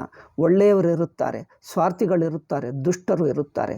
ಪ್ರಪಂಚವು ಹೀಗೆ ನಡೆಯುತ್ತದೆ. ಪರ್ಮನೆಂಟ್ ಪರಿಹಾರ ಯಾವುದಕ್ಕಿಲ್ಲ. ಪರ್ಮನೆಂಟ್ ಪರಿಹಾರ ಇಲ್ಲ ಅಂದರೆ ನಾವೇನು ಮಾಡಬಾರದು, ಸೋಮಾರಿಯಾಗಿರಬೇಕು ಎಂದಲ್ಲ. ನಮ್ಮ ಪ್ರಯತ್ನ ನಾವು ಮಾಡ್ತೀವಿ, ಏನಾಗುತ್ತದೋ ಅದಾಗುತ್ತದೆ. ನಮ್ಮ ಪ್ರಯತ್ನ ಮಾಡುತ್ತಲೇ ಇರಬೇಕು, ಆಗತಕ್ಕದ್ದೇನೋ ಆಗುತ್ತಲೇ ಇರುತ್ತದೆ. ಅದು ಕಲಿಯತಕ್ಕದ್ದು. ನಮ್ಮ ಪ್ರಯತ್ನ ಆ ಸಂದರ್ಭದಲ್ಲಿ ಎಷ್ಟು ಮಾಡತಕ್ಕದ್ದೋ ಅಷ್ಟು ಮಾಡ್ತೀವಿ, ಎಷ್ಟಾಗುತ್ತದೋ ಅಷ್ಟು ಮಾಡ್ತೀವಿ. ಕೊನೆಗೂ ಏನಾಗುತ್ತದೋ ಅದು ಆಗುತ್ತದೆ. ಆಗಿದ್ದು ನಮ್ಮ ಕೈಯಲ್ಲಿಲ್ಲ. ಆ ವಿಷಯದಲ್ಲಿ ಬೇಜಾರು ಬೇಕಾಗಿಲ್ಲ. ಮತ್ತೆ ಏನು ಮಾಡಬೇಕೋ ಮುಂದಿಂದ ಮತ್ತೆ ಮಾಡು, ಮತ್ತೆ ಏನು ಮಾಡತಕ್ಕದ್ದೋ ಮುಂದೆ ಮಾಡು, ಮುಂದುವರಿಯುತ್ತಾ ಇರು ಅಷ್ಟೇ. ಇದೆಲ್ಲ ನೋಡುತ್ತಾ ಇರುವುದರಿಂದ ಪ್ರಪಂಚ ವಿಷಯದಲ್ಲಿ ಆಗ್ರಹ, ಆಸಕ್ತಿ. ಯಾವ ವಸ್ತು ಮೇಲೆ, ಯಾವ ವ್ಯಕ್ತಿ ಮೇಲೆ, ಯಾವ ಘಟನೆ ಮೇಲೆ ವಿಶೇಷ ಪ್ರೀತಿ ಬೇಡ. ವಿಶೇಷ ಪ್ರೀತಿ ಇಟ್ಕೊಂಡರೆ ಮನಸ್ಸು ಕಟ್ಟು ಹಾಕುತ್ತದೆ. ತಾವು ಕಟ್ಟು ಹಾಕಿದ್ದಂತೆ ಆಗುತ್ತದೆ ನಮಗೆ. ಒಂದು ವಿಷಯಕ್ಕೆ, ಒಂದು ಘಟನೆಗೆ ಕಟ್ಟು ಹಾಕಿದ್ದರೆ, ನಮ್ಮನ್ನು ಕಟ್ಟು ಹಾಕ್ಕೊಂಡರೆ ಇನ್ನೊಂದು ಘಟನೆ ಆಗಿಬಿಟ್ಟರೆ ಅಯ್ಯೋ ಎಂದು ಬೇಜಾರಾಗ್ತದೆ. ಪ್ರಪಂಚ ವಿಷಯದಲ್ಲಿ ನಿಮಗೆ ನಿಮ್ಮ ಅಭಿಪ್ರಾಯವೇನು, ನಿಮ್ಮ ಆಸಕ್ತಿ ಏನು ಅಂದರೆ, ಪ್ರಪಂಚ ವಿಷಯದಲ್ಲಿ ನಮಗೇಕೆ ಆಸಕ್ತಿ? ಯಾವುದು ಹೇಗಾಗ್ತದೋ ಸರಿಯಾಗಿದೆ, ಹೇಗಿದ್ದರೆ ಅದೇ ಸರಿ. ಈಗ ಇನ್ನೊಂದಾಯಿತು, ಅದು ಸರಿ. ಅಲ್ಲಲ್ಲ ಇನ್ನೊಂದಾಯಿತು, ಅದು ಸರಿ. ಅಲ್ಲಲ್ಲ ನಾವು ಬದಲಾಯಿಸ್ತೀವಿ, ಸರಿ ಬದಲಾಯಿಸು. ಅಲ್ಲ ನಾವು ಹಾಗೆ ಬಿಡ್ತೀವಿ, ಆಯಿತು ಹಾಗೆ ಬಿಡು. ಯಾವುದು ಹೇಗಿದ್ದರೆ ಅದೇ ಸರಿ. ಅಂದರೆ ಪ್ರಪಂಚ ವಿಷಯದಲ್ಲಿ ಇದ್ದನ್ನು ಇದ್ದ ಹಾಗೆ ನೋಡುವುದು, ಇರುವಿಕೆನೇ ನೋಡುವುದು. ಇದ್ದನ್ನು ಇದ್ದ ಹಾಗೆ ಅಂದರೆ ಏನು? ಇರುವಿಕೆ ಮಾತ್ರ. ಹೇಗಿದ್ದರೆ ಹಾಗೆ ಅಂದರೆ ಅರಿವು ಮಾತ್ರ. ಅರಿವು ಅಂದರೆ ಅರ್ಥವೇನು? ಪ್ರಯತ್ನಕ್ಕೆ ವಿರುದ್ಧ. ಅರಿವಿಗೆ ವಿರುದ್ಧವೇನು? ಏನೋ ಮಾಡ್ತೀವಿ, ಬದಲಾಯಿಸ್ತೀವಿ, ಪ್ರಯತ್ನ ಆಯಿತು, ಕರ್ತೃತ್ವ ಆಯಿತು. ಹಾಗೆ ಮಾಡಬೇಕು, ಹೀಗೆ ಮಾಡಬೇಕು, ಹಾಗಿರಬೇಕು, ಹೇಗಿರಬೇಕು, ಅದು ಕರ್ತೃತ್ವ. ಅದು ಆಸಕ್ತಿ, ಅದು ಕರ್ತೃತ್ವ. ಸಾಕ್ಷಿ ಅಂದರೆ ಏನು? ಆಸಕ್ತಿ ಅಲ್ಲ, ಕರ್ತೃತ್ವ, ಆಗ್ರಹವಿಲ್ಲ. ಹೇಗಾಗಬೇಕು, ಹೇಗಿರಬೇಕು ಇಲ್ಲ. ಸುಮ್ಮನೆ ಯಾವುದು ಹೇಗಾಗಿದೆಯೋ ಅದನ್ನೇ ತಿಳಿಯುವುದು ಇರುವುದು, ಅರಿಯುವುದು ಹೇಳುವುದು, ಅರಿಯುವುದು ಅಷ್ಟೇ. ಮಾಡುವುದರಲ್ಲಿ ಆಗ್ರಹವಿಲ್ಲ, ಅರಿಯುವುದೇ ಇಟ್ಕೊಂಡಿದ್ದೀವಿ. ಇಡೀ ಪ್ರಪಂಚವು ಹೇಗಿದೆಯೋ ಹಾಗೆ ಅರಿಯುತ್ತಾ ಇದ್ದೀವಿ. ತಾನು ಅಷ್ಟೇ. ನಾನು ಎಷ್ಟಿದ್ದೆ ನಮ್ಮ ಕೈಯಲ್ಲಿಲ್ಲ. ನಾನು ಯಾರಾಗಿದ್ದೀನಿ ನೀನು ಯೋಚನೆ ಮಾಡಿಕೊಂಡು ಬಂದಿದ್ದೀಯಾ? ಯೋಚನೆ ಮಾಡಿಕೊಂಡು ಹುಟ್ಟಿದ್ದೀಯಾ? ನೀವು ಹೇಗಿರಬೇಕೆಂದು ಯೋಚನೆ ಮಾಡಿಕೊಂಡು ಮಾಡಿದ್ದೀಯಾ? ಹೇಗಿದ್ದೀಯೋ ಇದ್ದೀವಿ. ನಾನು ಹೀಗಿದ್ದೇನೆ ಅನ್ನುವುದು ನನ್ನ ಕೈಯಲ್ಲಿ ಇಲ್ಲ. ಏಕಿದ್ದೀನೋ ನನಗೂ ಗೊತ್ತಿಲ್ಲ. ಹೇಗಿದ್ದರೆ ಹಾಗೆ ಒಪ್ಕೋ ಅಷ್ಟೇ. ಏಕಪ್ಪ ನೀವು ಹೇಗಿರಬೇಕು, ಹಾಗಿರಬೇಕು, ಹೀಗಿರಬೇಕು, ಹೇಗಿದ್ದರೆ ಅದೇ ಸರಿಯಾಗಿದೆ ಅಂದರೆ ಮತ್ತೆ ಇನ್ನೇನು ಮಾಡ್ತೀವಿ? ನಮ್ಮ ಕೈಯಲ್ಲೇನಾದರೂ ಇದೆ? ಆದ್ದರಿಂದ ಯಾವುದು ಹೇಗಿದೆಯೋ ನಾನು ಹೇಗಿದ್ದೀನೋ ಅದೇ ಸರಿಯಾಗಿದೆ. ಯಾವ ವಿಷಯದಲ್ಲಿ ಆಗ್ರಹ ಬೇಡ. ಒಳ್ಳೆಯದೋ ಕೆಟ್ಟದೋ, ಒಂದು ದೃಷ್ಟ್ಯ ಒಳ್ಳೇದು ಅನಿಸಬಹುದು, ಇನ್ನೊಂದು ದೃಷ್ಟ್ಯ ಕೆಟ್ಟದ್ದು ಅನಿಸಬಹುದು. ಕೆಟ್ಟದಾಗಿರಬಹುದು, ಬಟ್ ಏನು ಮಾಡ್ತೀವಿ? ಏನು ಇರುವುದೇ ಅದು ಹಾಗೆ ಇರುತ್ತೆ. ಅನಾರೋಗ್ಯವಿದೆ, ಏನು ಮಾಡ್ತೀವಿ? ಇರುವುದೇ ಹಾಗೆ. ಅಂದರೆ ಯಾವುದು ಹೇಗಿದ್ದರೂ ಆ ವಿಷಯ ತಾನು ನಮಗೆ ಸುಖಕರವಲ್ಲ, ದುಃಖಕರವಲ್ಲ. ಆ ಆಗ್ರಹ ಮಾಡಿದ್ದರೆ ದುಃಖ ಪಡ್ಕೊಳ್ತೀವಿ. ಆಗ್ರಹ ಮಾಡಿದ್ದರೆ ದುಃಖ, ಇದ್ದನ್ನು ಇದ್ದ ಹಾಗೆ ಒಪ್ಕೊಂಡ್ರೆ ಸುಖ. ಇದೇ ರಹಸ್ಯ. ಇದ್ದನ್ನು ಇದ್ದ ಹಾಗೆ ಒಪ್ಕೋ, ಹೇಗಿದ್ದರೆ ಹಾಗೆ ಅಷ್ಟೇ. ಆಗ್ರಹ ಮಾಡಿದ್ದೀವಯ್ಯೋ ಹಾಗೆ ಬೇಡ ಹೀಗೆ ಬೇಡ, ಆಯಿತು, ದುಃಖ ಶುರುವಾಯಿತು. ಆಗ್ರಹದಿಂದ ದುಃಖ, ಇದ್ದನ್ನು ಇದ್ದ ಹಾಗೆ ಆಗಿದ ಹಾಗೆ ಒಪ್ಪಿಕೊಳ್ಳುವುದು ಸುಖ ಅಷ್ಟೇ. ಮಾಡತಕ್ಕದ್ದು ಸಂದರ್ಭದಲ್ಲಿ ಯಾವುದು ಮಾಡತಕ್ಕದ್ದು ಅದು ಮಾಡ್ತೀವಿ. ಮಾಡುವುದು ಒಂದು ಲೀಲೆ ಮಾತ್ರ. ಎಷ್ಟು ಆಗುತ್ತದೋ ಅಷ್ಟೇ ಮಾಡ್ತೀವಿ, ಎಷ್ಟು ಅವಕಾಶವಿದೆಯೋ ಅಷ್ಟೇ ಮಾಡ್ತೀವಿ. ಇದು ಇಡೀ ಪ್ರಪಂಚ ಕುರಿತು, ನನ್ನ ಕುರಿತು ತ್ವಂಪದಾರ್ಥ ವಿವೇಕ, ಇಡೀ ಪ್ರಪಂಚ ಕುರಿತು ತತ್ಪದಾರ್ಥ ವಿವೇಕ. ಎರಡರ ವಿವೇಕದಲ್ಲಿ ಏನು ಮಾಡುವುದು? ವಿವೇಕದಲ್ಲಿ ಏನು ಮಾಡ್ತೀವಿ? ಅನಾವಶ್ಯಕ ಆಗ್ರಹವನ್ನು ಅಪವಾದ ಮಾಡುವುದು. ಅಧ್ಯಾರೋಪ ಮಾಡಿಟ್ಕೊಂಡಿದ್ದೀವಿ ಆಗ್ರಹಗಳು. ಅಪವಾದ ಮಾಡುವುದು, ಇದ್ದನ್ನು ಇದ್ದ ಹಾಗೆ ನೋಡುವುದು ಅಷ್ಟೇ. ಇದ್ದನ್ನು ಇದ್ದ ಹಾಗೆ ತಿಳಿಯುವುದು. ಆ ತಿಳುವಳಿಕೆ ತಾನೇ ಇದೆ, ಅರಿವು ತಾನೇ ಇದೆ. ನಾವು ಹೊಸದಾಗಿ ಅರಿತುಕೊಳ್ಳಬೇಕಾಗಿಲ್ಲ. ಏನಿದೆಯೋ ಅದು ತಾನೇ ಗೊತ್ತಾಗ್ತದೆ. ತಾನೇ ಗೊತ್ತಾಗುವುದಕ್ಕೆ ನಾವೇಕೆ ಪ್ರಯಾಸ? ತಾನೇನಿದೆಯೋ ಇದೆ. ಏನು ಗೊತ್ತಾಗ್ತದೋ ಅದೇ ಗೊತ್ತಾಗ್ತದೆ. ಬಿಡು, ಗೊತ್ತಾಗ್ತದೆ, ಆಗಲಿ ಅಷ್ಟೇ. ಆ ಅರಿವಾಗಿರುವುದಷ್ಟೇ. ತಾನು ಏನು ಗೊತ್ತಾಗ್ತದೋ ಅದೇ ಗೊತ್ತಾಗ್ತಾ ಇದೆ. ಇದು ಕಲಿಯಬೇಕು. ಜನರು ಪ್ರತಿ ದಿವಸ ಸ್ವಲ್ಪ ಹೊತ್ತು ಧ್ಯಾನ ಮಾಡಬೇಕಂದ್ರೆ ಇದೇ ಮಾಡಬೇಕು. ಸುಮ್ಮನೆ ಅರಿಯುವುದು. ಅದು ಒಳ್ಳೆಯದು ಕೆಟ್ಟದ್ದು, ಅಯ್ಯೋ ಹಾಗಿರಬೇಕಿತ್ತು, ಹೀಗಿರಬೇಕಿತ್ತು, ಇವೆಲ್ಲ ಅನಾವಶ್ಯಕ ಆಸಕ್ತಿಗಳು. ಏಕೆಂದರೆ ಯಾರ ಕೈಯಲ್ಲಿ ಇಲ್ಲ. ಇಡೀ ಪ್ರಪಂಚ ಸೃಷ್ಟಿ ನಾವು ಮಾಡಲಿಲ್ಲ. ನನ್ನ ವ್ಯಕ್ತಿತ್ವವನ್ನು ನನ್ನನ್ನು ಸೃಷ್ಟಿ ಮಾಡಿಕೊಂಡಿಲ್ಲ. ಹೇಗಿರಬೇಕೆನ್ನುವುದು ನಮ್ಮ ಕೈಯಲ್ಲಿ ಇಲ್ಲ. ನಮ್ಮ ನಿರ್ಣಯ ನಡೆಯಲ್ಲ, ನಮ್ಮ ತೀರ್ಮಾನ ನಡೆಯಲ್ಲ. ಮತ್ತೇಕೆ? ಆಗಿದ್ದು ಭಗವಂತನ ತೀರ್ಮಾನ, ಒಪ್ಪಿಕೊಂಡಿದ್ದು ನಮ್ಮ ಜ್ಞಾನ. ಭಗವಂತನು ತೀರ್ಮಾನ ಮಾಡ್ತಾನೆ, ಒಪ್ಪಿಕೊಂಡ್ರೆ ಅದು ನಮ್ಮ ಜ್ಞಾನ ಆಗಿಬಿಡ್ತದೆ. ಅದೇ ನಮ್ಮ ಜ್ಞಾನ, ಅದೇ ನಮ್ಮ ಸಾಕ್ಷಿಭಾವವೇ ನಮ್ಮ ಜ್ಞಾನ. ಭಗವಂತನ ತೀರ್ಮಾನ, ಭಗವಂತ ಮಾಡ್ತಾನೆ, ನಾವು ತಿಳ್ಕೊಳ್ತೀವಿ ಅಷ್ಟೇ. ಅದಲ್ಲ ನಾವೇ ತೀರ್ಮಾನ ಮಾಡಬೇಕು, ಭಗವಂತ ನಮ್ಮ ಇಷ್ಟಕ್ಕೆ ಅನುಗುಣವಾಗಿ ಮಾಡಬೇಕು ಅಂತ. ಇದು ಜನರ ದೃಷ್ಟಿ. ನಮ್ಮ ಇಷ್ಟಕ್ಕೆ ಅನುಗುಣವಾಗಿ ಬದಲಾಯಿಸಬೇಕು, ನಮ್ಮ ಇಷ್ಟಕ್ಕೆ ಅನುಗುಣವಾಗಿ ಮಾಡಬೇಕು ಅಂದ್ಕೊಳ್ತೀವಿ. ಆದ್ದರಿಂದ ಭಗವಂತ ನಮ್ಮ ಇಷ್ಟವನ್ನು ಪೂರೈಸಬೇಕು. ಪೂರೈಸಬೇಕಂದ್ರೆ ಭಗವಂತ ನಮ್ಮ ಇಷ್ಟವನ್ನೇ ಆಗ್ರಹದಿಂದ ಮಾಡಬೇಕು ಎಂದು ಆಗ್ರಹ ಮಾಡ್ತೀವಿ. ಈಗ ನಮ್ಮ ಆಸಕ್ತಿ ಅದು ಪೂರೈಸಲ್ಲ, ಈಗ ಬೇಜಾರಾಗ್ತದೆ, ಈಗ ಇದೆಲ್ಲ ನಡೆಯುತ್ತದೆ. ಆದ್ದರಿಂದ ಸರಳವಾದ ವಿಷಯವೇನು? ಸೃಷ್ಟಿ ಮಾಡಿದ್ದು ಯಾರೋ ಅವರು ನಿಶ್ಚಯ ಮಾಡ್ತಾರೆ. ಅದರಲ್ಲಿ ಏನು ನಡೆಯಬೇಕು ಅವರೇ ನಿಶ್ಚಯ ಮಾಡ್ತಾರೆ. ಹೇಗೆ ನಡೆಯಬೇಕು ಅವರದೇ ತೀರ್ಮಾನ. ನಮ್ಮದೇನು ಅಂದರೆ ನಮ್ಮದೆಲ್ಲ ತಿಳ್ಕೊಳ್ಳುವುದೇ ನಾವು ಮಾಡುವ ದೊಡ್ಡ ಕೆಲಸ. ಎಲ್ಲ ಅರಿಯುತ್ತಾ ಇರುವುದು ಅಂದರೆ ಸಾಕ್ಷಿಯಾಗಿರುವುದೇ ದೊಡ್ಡ ಕೆಲಸ. ನೀವು ಮಾಡುವ ದೊಡ್ಡ ಸಾಧನ, ದೊಡ್ಡ ಕೆಲಸ, ಸಾಕ್ಷಿಯಾಗಿರುವುದೇ ಎಲ್ಲಕ್ಕಿಂತ ದೊಡ್ಡ ಕೆಲಸ. ನೀವು ಹುಟ್ಟಿದ ಜನ್ಮ ಸಾರ್ಥಕವಾಗಬೇಕಂದ್ರೆ ಸುಮ್ಮನೆ ಆಗಿದ್ದು ನೋಡು. ಯಾವುದು ಹೇಗಾಗಿದ್ದರೆ ಅದೇ. ಅಬ್ಬಾ, ಇದು ದೊಡ್ಡ ಕೆಲಸವ, ಇದೇ ಎಲ್ಲಕ್ಕಿಂತ ದೊಡ್ಡ ಕೆಲಸ, ಮಹಾ ದೊಡ್ಡ ಕೆಲಸ. ದೊಡ್ಡ ಮಹಾತ್ಮರು ಮಾಡುವ ಕೆಲಸ. ದೊಡ್ಡವರಿಂದ ಆಗಲ್ಲ ಈ ಕೆಲಸ, ಯಾರಿಂದಲೂ ಆಗಲ್ಲ, ಯಾರೋ ಕೆಲವರಿಂದ ಆಗುತ್ತದೆ. ಅದೇ ನಿಜವಾದ ದೊಡ್ಡ ಕೆಲಸ. ಅದು ಕೆಲಸನೇ ಅಲ್ಲ. ಏನದು ಕೆಲಸ ಅಂದರೆ ಯಾವ ಕೆಲಸನೇ ಅಲ್ಲ ಅದು. ಸುಮ್ಮನೆ ಇರುವುದೇನು ಕೆಲಸಪ್ಪ? ಆಗಿದ್ದನ್ನು ಆಗಿದ್ದ ಹಾಗೆ ನೋಡಿಕೊಳ್ಳುವುದು, ಸುಮ್ಮನೆ ಒಪ್ಪಿಕೊಳ್ಳುವುದು, ನೋಡಿಕೊಳ್ಳುವುದು, ತಿಳ್ಕೊಳ್ಳುವುದು. ಒಪ್ಪಿಕೊಳ್ಳುವುದು ತಿಳ್ಕೊಳ್ಳುವುದು ಅಷ್ಟೇ. ಅದೇ ದೊಡ್ಡ ಅದಾಗಲ್ಲ. ಮನಸ್ಸಿಗೆ ಆಸಕ್ತಿ, ಮೋಹ ತಳ್ಳಿ ತಳ್ಳಿ ಮಾಡಿಸ್ತಾ ಇದೆ ನಮ್ಮನ್ನು. ಆ ಒಳಗಿನಿಂದ ಪ್ರಕೃತಿ ನಮ್ಮನ್ನು ತಳ್ಳಿ ತಳ್ಳಿ ಮಾಡಿಸ್ತಾ ಇದೆ. ಮನಸ್ಸು ಮನಸ್ಸನ್ನು ತಳ್ಳಿ ಅದು ಚೆನ್ನಾಗಿದೆ, ಇದು ಚೆನ್ನಾಗಿದೆ ಎಂದು ಅದನ್ನು ಹಿಡ್ಕೊಡ್ತದೆ, ಆಗ್ರಹ ಮಾಡ್ತಾ ಇದೆ. ಆ ಆಗ್ರಹಗಳು ಹಿಡಿತಗಳೆಲ್ಲ ಬಿಡಿಸ್ಕೊಳ್ಳುವುದು. ಆಗ್ರಹ ಬೇಡ, ಹಿಡಿತ ಬೇಡ, ಯಾವುದು ನಮ್ಮನ್ನು ಹಿಡಿಯುವುದು ಬೇಡ, ಯಾವುದು ನಮ್ಮನ್ನು ಆಗ್ರಹ ಮಾಡುವುದು ಬೇಡ. ನಾನು ಆಗ್ರಹ ಮಾಡಲ್ಲ, ನೀವು ಮಾಡಿದ್ದರೆ ನಿಮ್ಮ ಆಗ್ರಹ ನಿಮಗೆ ಬಿಡ್ತೀವಿ. ನಿಮಗೆ ಅಂದರೆ ಪ್ರಪಂಚ, ಪರಮಾತ್ಮಕ್ಕೆ ಬಿಡ್ತೀವಿ. ಪರಮಾತ್ಮ ಹೇಗೆ ಮಾಡಿಸ್ತಾನೋ ಮಾಡಲಿ, ಹೇಗೆ ನಡೆಸ್ತಾನೋ ನಡೆಸಲಿ. ನಾನು ಆಗ್ರಹ ಮಾಡಲ್ಲ. ಏಕೆ? ಮಾಡುವಕ್ಕೆ ಅವರಿರುವಾಗ ಮಧ್ಯದಲ್ಲಿ ನನಗೇಕೆ? ನಾನು ಹಗುರವಾಗಿರ್ಬೋದೇ? ಆಗಿದ್ದನ್ನು ಒಪ್ಕೊಳ್ತೀವಿ, ನಡೆದಿದ್ದು ಹೇಗೆ ನಡೆದೆಯೋ ಹಾಗೇ ಒಪ್ಪಿಕೊಂಡು ನೋಡ್ತೀನಿ, ತಿಳ್ಕೊಳ್ತೀನಿ, ಮುಗಿಯುತ್ತದೆ. ತನ್ನ ವಿಷಯದಲ್ಲಿ ಅಷ್ಟೇ. ತನ್ನ ಇಂದ್ರಿಯ ದೇಹಗಳು ಏನು ಮಾಡುತ್ತವೆ? ಇಂದ್ರಿಯಗಳು ತನ್ನದು, ದೇಹವು ತನ್ನದು ಎಂದು ಬೇಡ. ಸ್ವಲ್ಪ ಮಟ್ಟಿಗೆ ಅತ್ಯಂತ ಬಹಿರ್ಮುಖ ಮನಸ್ಸಿಗೆ ಸ್ವಲ್ಪ ನಿಗ್ರಹ ಮಾಡಬೇಕು. ನಂತರ ಸ್ವಲ್ಪ ನಿಗ್ರಹ ಬಂದ ನಂತರ ಈಗ ಇನ್ನೇನು ಮಾಡುವುದಂದರೆ ಆ ನಿಗ್ರಹಿಗೆ ಆಗಿರುವ ಮನಸ್ಸನ್ನು ಭಗವಂತನಿಗೆ ಬಿಟ್ಟು ಬಿಡುವುದು. ಈಗ ಇನ್ನೂ ಆಗ್ರಹ ಮಾಡಬಾರದು, ಭಗವಂತನಿಗೆ ಬಿಟ್ಟುಬಿಡು, ಏನಾಗ್ತದೆ ಆಗುತ್ತದೆ. ಅಂದರೆ ಮನಸ್ಸನ್ನು ನಿಗ್ರಹ ಮಾಡುವುದು ಒಂದು, ಅದರ ಅಭಿಮಾನ ಬಿಡುವುದು ಎರಡನೆಯದು. ಮೊದಲು ಅತಿಯಾಗಿ ಯಥೇಷ್ಟವಾಗಿ ಹೋಗುವ ಮನಸ್ಸನ್ನು ಸ್ವಲ್ಪ ನಿಗ್ರಹ ಮಾಡ್ತೀವಿ. ಸ್ವಲ್ಪ ನಿಗ್ರಹ ಬಂತು, ಇನ್ನೇನು ಮಾಡಬೇಕು? ಅಭಿಮಾನ ಬಿಡಬೇಕು. ಆ ಮನಸ್ಸು ನಮ್ಮದಲ್ಲ, ಭಗವಂತನ ಕೈಗೆ ಒಪ್ಪಿಸಿದ್ದೇವೆ, ಏನಾಗ್ತದೋ ಆಗ್ತದೆ, ನಡೆದಿದ್ದೇನೋ ನಡೆಯುತ್ತದೆ. ನಿಗ್ರಹ ಮಾಡುವುದು. ನಿಗ್ರಹ ಅಂದರೆ ತಪ್ಪು ವಿಷಯಕ್ಕೆ, ದುರಾಗ್ರಹಗಳಿಗೆ ಬಿಡಿಸುವುದು, ನಂತರ ಅಭಿಮಾನ ಬಿಡಿಸುವುದು. ಈಗ ನಾನು ಮನಸ್ಸಲ್ಲ ಅಂದರೆ ಮನಸ್ಸಿನ ಮೇಲೆ ಅಭಿಮಾನ ಮಾಡಿಕೊಳ್ಳಬೇಡ. ಅಯ್ಯೋ ನನ್ನ ಮನಸ್ಸು ಹೇಗಿರಬೇಕು. ಯಾವುದೋ ಮಾತಾಡುವಾಗ ಒಂದು ಯೋಚನೆ ಕೆಟ್ಟದ್ದು ಬಂತು, ಅಯ್ಯೋ ನನಗೆ ಕೆಟ್ಟದ್ದು ಬಂತು, ಅಯ್ಯೋ ಸ್ವಾಮೀಜಿ ನನಗೆ ಕೆಟ್ಟದ್ದು ಬಂತು. ಮನಸ್ಸೇ ನೀನಲ್ಲ. ಕೆಟ್ಟದ್ದು ಬಂದರೇನು, ಒಳ್ಳೆಯದು ಬಂದರೇನು, ಮನಸ್ಸು ನೀನಲ್ಲ, ಬಿಟ್ಬಿಡು. ಮನಸ್ಸು ನೀನಲ್ಲ, ಅಭಿಮಾನವೇ ಮಾಡಬೇಡ. ಏನೋ ಬಂತು ಹೋಗುತ್ತದೆ, ಬಂದಿದ್ದು ಬರ್ತದೆ, ಹೋಗಿದ್ದು ಹೋಗ್ತದೆ. ಯಾವುದೇ ಯೋಚನೆ ಬರ್ತದೆ ಹೋಗ್ತದೆ. ಇದು ಸ್ವಲ್ಪ ಮೇಲೆ ಮಟ್ಟದ ಸಾಧಕನಿಗೆ ಹೇಳ್ತಾ ಇದ್ದೀನಿ. ಅತ್ಯಂತ ಪ್ರಾರಂಭಿಕರಿಗೆ ಸ್ವಲ್ಪ ನಿಗ್ರಹ ಮಾಡ್ಕೋ ಎಂದು ಹೇಳ್ತೀವಿ. ಸ್ವಲ್ಪ ನಿಗ್ರಹ ಬಂದಿದೆ, ಇನ್ನೂ ಏಕೆ?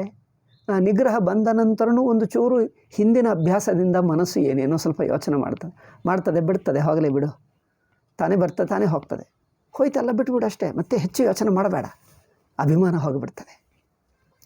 ಪೂರ್ತಿ ನಿಗ್ರಹನೇ ಇಲ್ಲದಿರುವವನಿಗೆ ಹೆಚ್ಚು ನಿಗ್ರಹ ಮಾಡಿಸ್ತೀವಿ. ಸ್ವಲ್ಪ ನಿಗ್ರಹ ಬಂತು ಚೆನ್ನಾಗಿ, ಇನ್ನೀಗ ಆಗ್ರಹ ಬೇಡ, ಈಗ ಅಭಿಮಾನವೇ ಬಿಡು. ಯೋಚನೆಗಳು ಬರುತ್ತವೆ, ಹೋಗ್ತವೆ, ಬಂದಿದ್ದು ನಾನಲ್ಲ, ಹೋಗಿದ್ದು ನಾನಲ್ಲ. ಏನೋ ಪ್ರಪಂಚ ಏನೋ ಬರ್ತದೆ, ಏನೋ ಹೋಗ್ತದೆ, ಹೋಗಲಿ, ತಾನು ಅರಿವಾಗಿರು. ಅಭಿಮಾನ ಬಿಟ್ಟು ಒಟ್ಟು ಎಚ್ಚರ ಪ್ರಪಂಚವನ್ನೆಲ್ಲ ತಿಳಿಯುವ ಅರಿವು ನಾನು. ಒಟ್ಟು ಎಚ್ಚರದ ಅರಿವು. ಒಟ್ಟಂದರೆ ನನ್ನ ದೇಹೇಂದ್ರಿಯ ಮನಸ್ಸುಗಳು ಅದೇ ಅರಿವಿನಲ್ಲಿವೆ.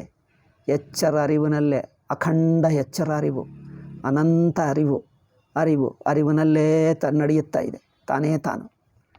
ತಾನು ಏನಿದೆಯೋ ತಾನೇ ತಿಳಿಯುತ್ತದೆ ಅಷ್ಟೇ. ನಾವೇನು ಮಾಡಬೇಕಾಗಿಲ್ಲ. ಮಾಡಿದ್ದರೂ ಅದು ಅರಿವಿನಲ್ಲೇ ಗೊತ್ತಾಗ್ತಾ ಇದೆ.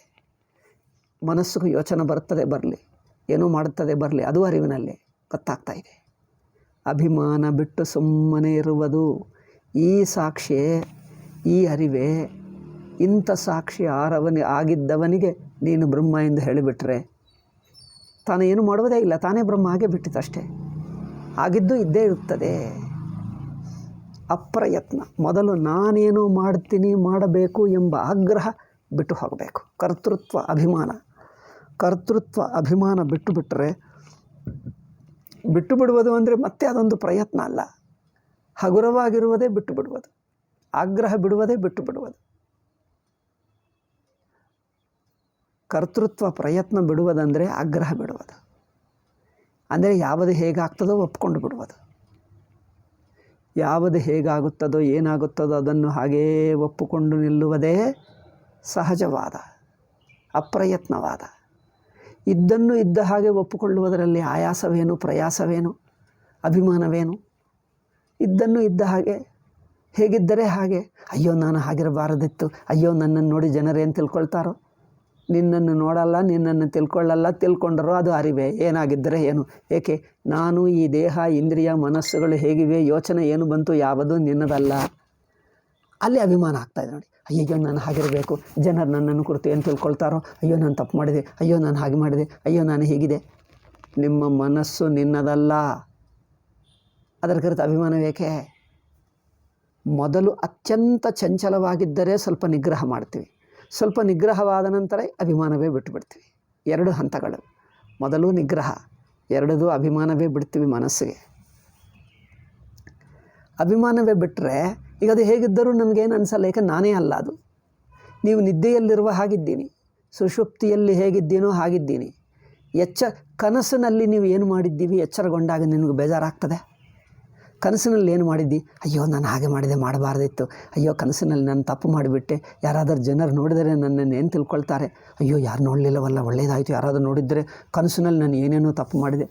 ಕನಸಿನಲ್ಲಿ ಏನೇನು ನಡೆಯಿತೋ ನೀವು ಎಚ್ಚರವಾದ ನಂತರ ಯಾವುದಕ್ಕೆ ನೀವು ಬೇಜಾರು ಮಾಡಿಕೊಳ್ಳಲ್ಲ ಅಲ್ಲವೇ? ಕನಸಿನಲ್ಲಿ ಏನೇನು ನಡೆಯಿತೋ ಅದರ ವಿಷಯ ಕುರಿತು ನೀವು ಎಚ್ಚರವಾದ ನಂತರ ಏನು ಬೇಜಾರು ಒಂದು ಚೂರು ಮಾಡ್ಕೊಳ್ಳಲ್ಲ. ಮಾಡ್ಕೊಳ್ತೀರಾ? ಅದು ಏನೂ ಆಗಲೇ ಇಲ್ಲ ಅಂದಂತೆ ಅನಿಸುತ್ತದೆ ಅಲ್ಲವೇ?